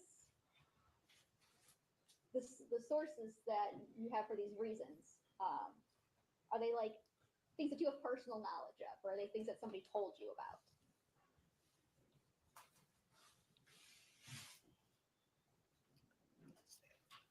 These were things that I was told. I'm trying to understand the question that you're asking. Ms. Ripley, you're referring to the question before we went into sidebar about her leading up to believing that it was possibly Ziyah Harris at the shop, correct? Yes. Does that help clarify Okay. the line of questioning? Okay, so those reasons, those things, are those things that you had known before? Are they based on your observations, or? Well, these were things that I was told.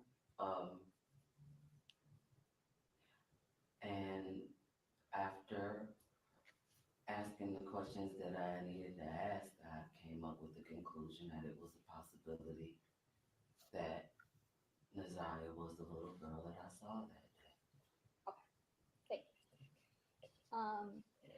Oh, it's not me, because they were saying it today. It's the course. It's on their end. It's not my end. It was getting dark out. Yes. Okay. That darkness, is that? Some of my people had to put on some iPods. Why the color on the jacket stood out? Yes, it's not my end. Well, the jacket didn't stand out until I was walking into the gas station behind her, because I wasn't really like paying attention to what she had on. I just kept Miss Brittany, who was the twins? out of the truck, going in the gas station and coming back to the truck, and that's what caught my attention. Okay, so the movement is what attracted you to it at first. Yes. Okay.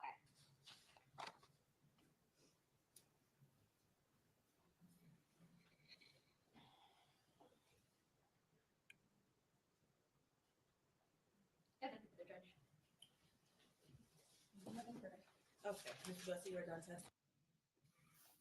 Okay, I think that was last of that, y'all. So, yeah, I think that was it of that, y'all. Of the sisters testifying, and I think this is going to be it for me too. Court proceedings are about to resume this morning.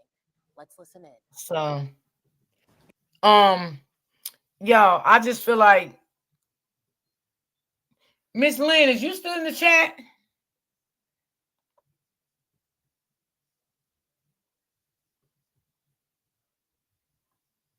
Hold on, let me see.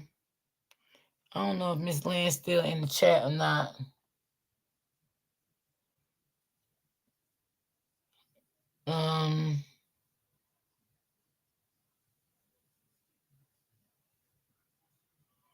I mean, she did the best she could. She testified. She did the best she knew how. You know what I'm saying?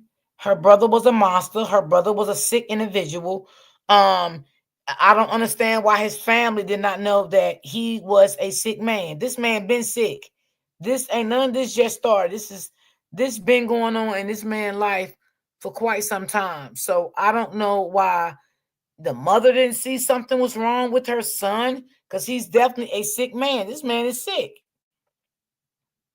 He should have been off the streets a long time ago in a mental ward. That's how I feel. And none of this wouldn't have happened with this little girl. Hold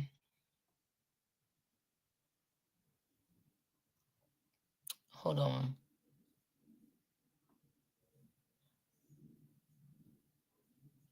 This is, I don't know. Let me see what this one's about here.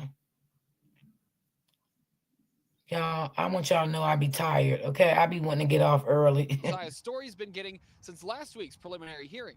Butts entered a not guilty plea before the court scheduled a calendar conference set for March 7th at 9 a.m. That's when deadlines to file motions. Auntie Linda, you know anything about some twins in this case? One of Ziyah's adult cousins and staunchest advocates said her story has taken off ever since the preliminary hearing. There are a few celebrities that have reached out. It's reached some very top tier platforms. So I'm hoping that it moves in the right direction that it needs to go on. Roxy says one of these celebrities was Detroit's very own Skilla Baby, who not only said he'd cover the cost to throw a community gathering to honor Naziah's life, but he's also changed his profile picture to this photo of her. I'm very thankful that Skilla Baby decided to, step up to the plate, and take care of everything. And it's just awesome how the community is coming together all behind Naziah. Roxy told me her reaction to much of the online chatter that sided with Judge Aaliyah Sabri's observation that those caring for Naziah when she was abused didn't do enough to protect her. Accountability matters. It's some things that you can be able to forgive your family members for, and this is just one of those things that I just personally can't. What's right is right and what's wrong is wrong. And everyone involved in it needs to take accountability. Okay, right. You're right. The twin sisters, right. If she were still living in Detroit 1 year ago. Again, Butts will be back in court on March 7th for that calendar conference, and you can continue to follow along this case with us here at CBS News Detroit as we bring you real-time updates as they happen. For now, reporting in Detroit, I'm Jack Springate, CBS News Detroit.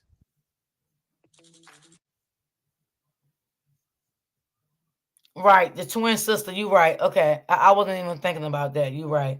It was the twin sister. All right. I don't know if I can find the other one. If I don't, I won't play it today because this story is just baby. And not only what I'm playing, y'all, it's things I haven't even played yet. Like literally, like I got a lot of stuff sitting in my inbox. Like I haven't literally played yet because I don't know if I want to. It's too heartbreaking. I don't know if it's a lot. And then not only that, I don't want to play nobody else's stuff neither. I rather will have to ask. So it is some stuff that I'm sitting on in my inbox that I haven't even. I mean, I watched it, but I haven't put it out for y'all to watch yet. Because I'm getting stuff like every other day, every day. I'll probably get some more stuff when I get off. But again, y'all, this man was the high rank of a narcissist. Okay, so I just want y'all to know that this man was the highest rank of a narcissist. Okay, and that's why I don't understand why he was on the streets this long to keep hurting people like he was. I don't get it. Okay, I had a feeling of that anyway because I told you I go on for actions.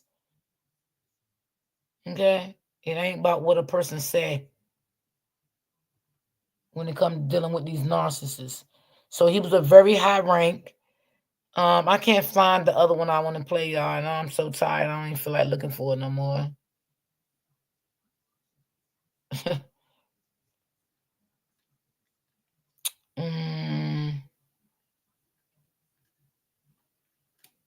Maybe I can find it tonight. Maybe I'll come across it tonight. But yeah, this man shouldn't even been out here on the streets to continue to hurt people like that. And again, I don't care what nobody say. The grandmother knew, the twin sisters knew, the aunties knew, everybody knew what was going on. Everybody knew. The school felt the little girl. Everybody felt the little girl. The whole family definitely felt her without a shadow of a doubt. They felt her. They was the first ones that felt her. I'm just gonna be honest. They was the first ones that felt her. Okay. So yeah, I can't find that one I want to play. So I don't know. Where is it?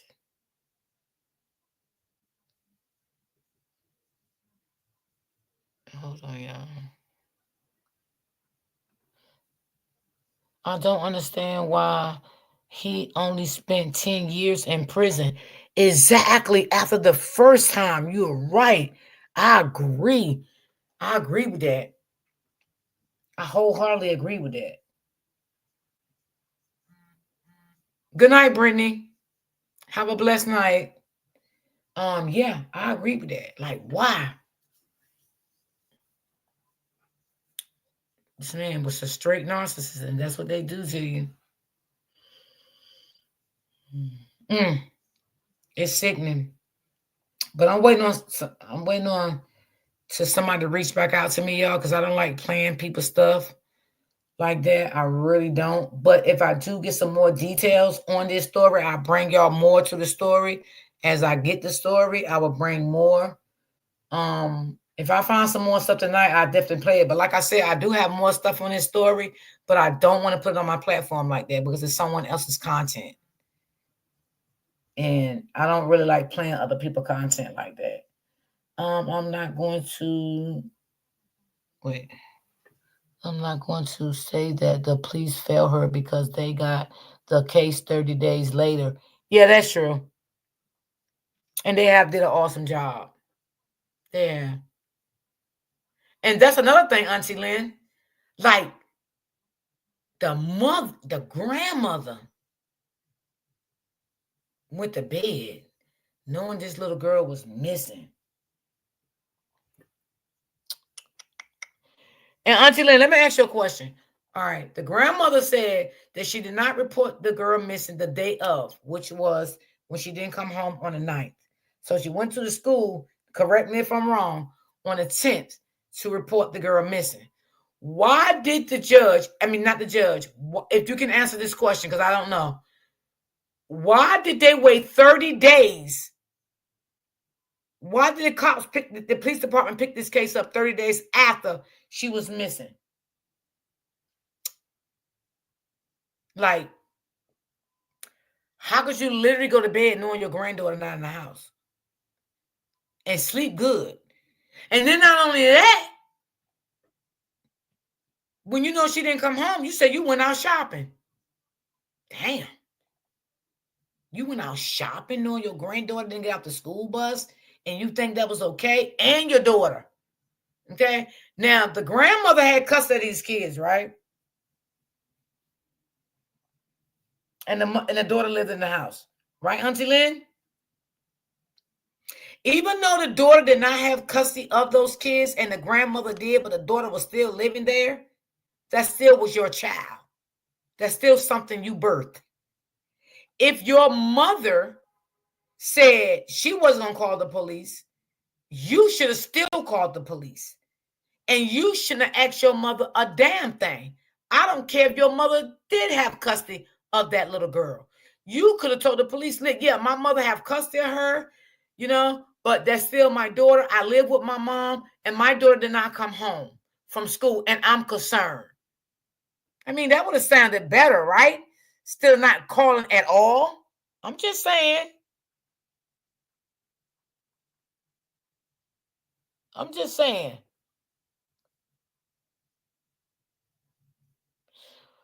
Okay, gotcha, Auntie. But you understand what I'm saying, right? Even though the grandmother had custody of the children, of that, I'm gonna say this girl, this little baby, right? And the daughter lived there. And the daughter didn't have custody, but she was still there or coming there or whatever the case may be, right? The grandmother said she was gonna call the next day until the next day, and she went out shopping. But being that you as a mother still, because you're still a mother for anything if you didn't have custody of your child, why didn't you call the police still? Even though you didn't have custody of that little girl. You could have still called the police out of concerns because that's still something you birthed into this world, even though your mother had custody of that little girl. And that's all I'm going to say. Period. Period, point blank. I hold everybody accountable for it. Everybody. Right, Miss D. Yes. Like, come on.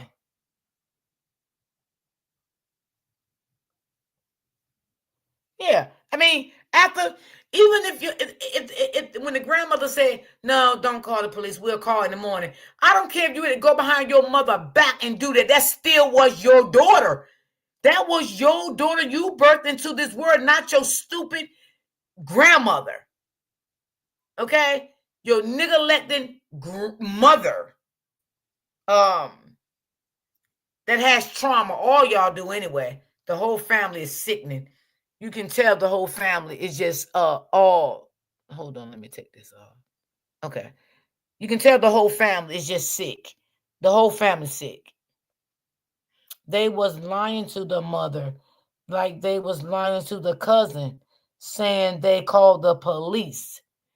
Okay, that could be a possibility. But still, if they was lying to her and if she felt that, she should have said, I'm going to still call because I feel that they are lying. So let me still call. That's still her daughter. At the end of the day, I don't buy that neither. That's still her daughter.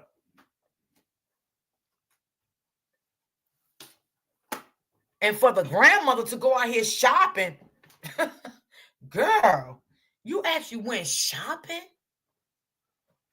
Don't you tell nobody that. Don't you tell nobody that. See, the only reason they can't lock the grandmother up because at this point they don't have no evidence that she was involved. But I do believe if they had evidence that she was involved, they will lock her up. But my thing is, here in Jersey, if they don't have evidence that she was involved in this little girl disappearance, they still would have had CPS to go there and remove every child in that goddamn household. Every child in that household would not be there now if she was here. I can guarantee you that. None of them kids would not be in that household. So what I'm trying to say, that is another failure right there that CPS is failing them other kids that's still in that household until this day. They still failing those other kids.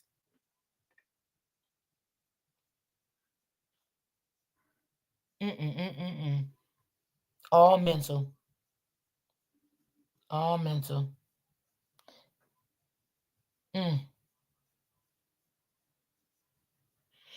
Exactly, Shay Shay. Absolutely. Absolutely. I definitely agree. Absolutely. There's no way I could have slept like that. What? No way. I would have went to bed. And one of my daughters would have told me one of my grandkids was missing. No way. I couldn't have did it, y'all. I couldn't have had a peaceful night like that. Even if they would have said, because they do say that here, you have to wait 24 hours. But when it's a child, they normally put out an amber alert. But sometimes here, when it's a teenager like that, they would take the case right away. All depends of the child background. Meaning, if whoever got custody of the child say the child's she normally runs away. It's not her first time running away. She have a mental illness problem. They would definitely put an alert. Anything dealing with mental illness, they would definitely put it right out. But if the child have behavior issues and she prone to run away, they'll tell you got to wait 24 hours. But it all depends on the situation. Exactly, Shay Shay. Exactly, sis. CPS is a joke here. They don't care unless something like this happen. Yeah. And then they want to get on the news and try to protect themselves. Oh, well, we usually do this. If this happened, we go here and do this. And we talk to the parents and we talk to this person. Try to protect their image. That's what they do.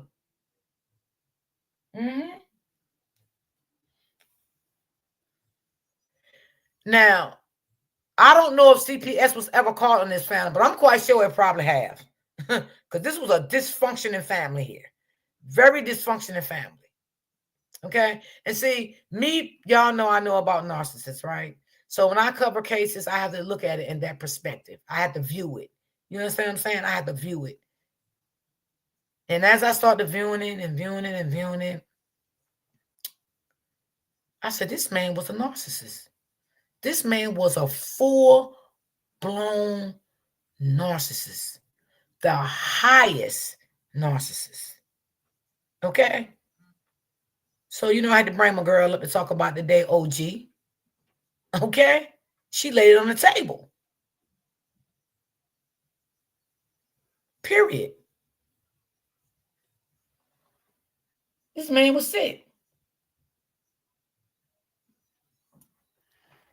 This man was a sick man. I don't have no sympathy for him. Whatever happens to him in that jailhouse, it happens. It is what it is. He better hope he make it in there. I'm going to say that. He better hope he make it. Because I'm quite sure he going to get life. I'm quite sure. I'm quite sure of that. Hope he make it in there, baby.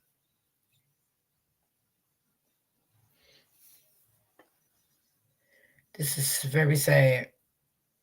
And the more I get sent stuff to my inbox, it just becomes, sometimes I can't even watch the whole thing, y'all. I just have to cut it off. I have to it'd be too much. CBS has been called. Oh, really? Wow. Okay. So it has been out there. So wonder why they're not talking. Wonder why they're not saying anything. Wonder why that they're not saying anything. Nothing. Like literally nothing. Is they there now to investigate? Is they there now to investigate to protect the other children that is still there? Except before something go wrong with them? This should not be no open and shut case. This should be a long-term case. Long-term. With the school, everything. Stay in contact with everybody.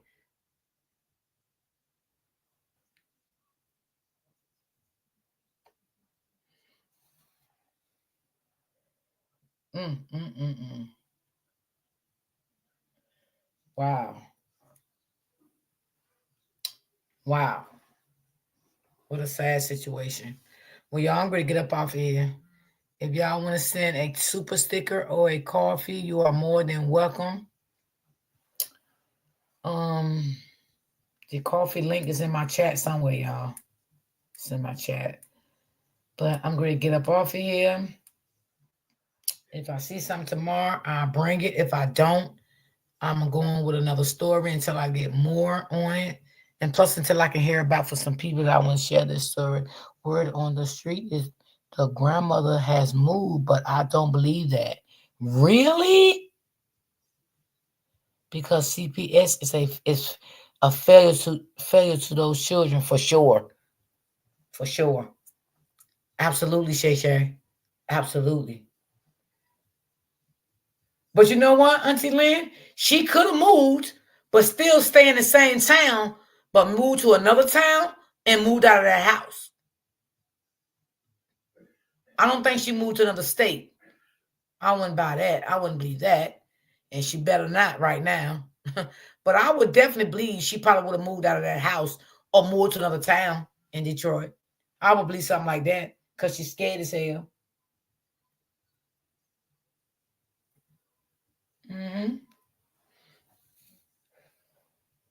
She's scared. She need to be. She definitely needs to be.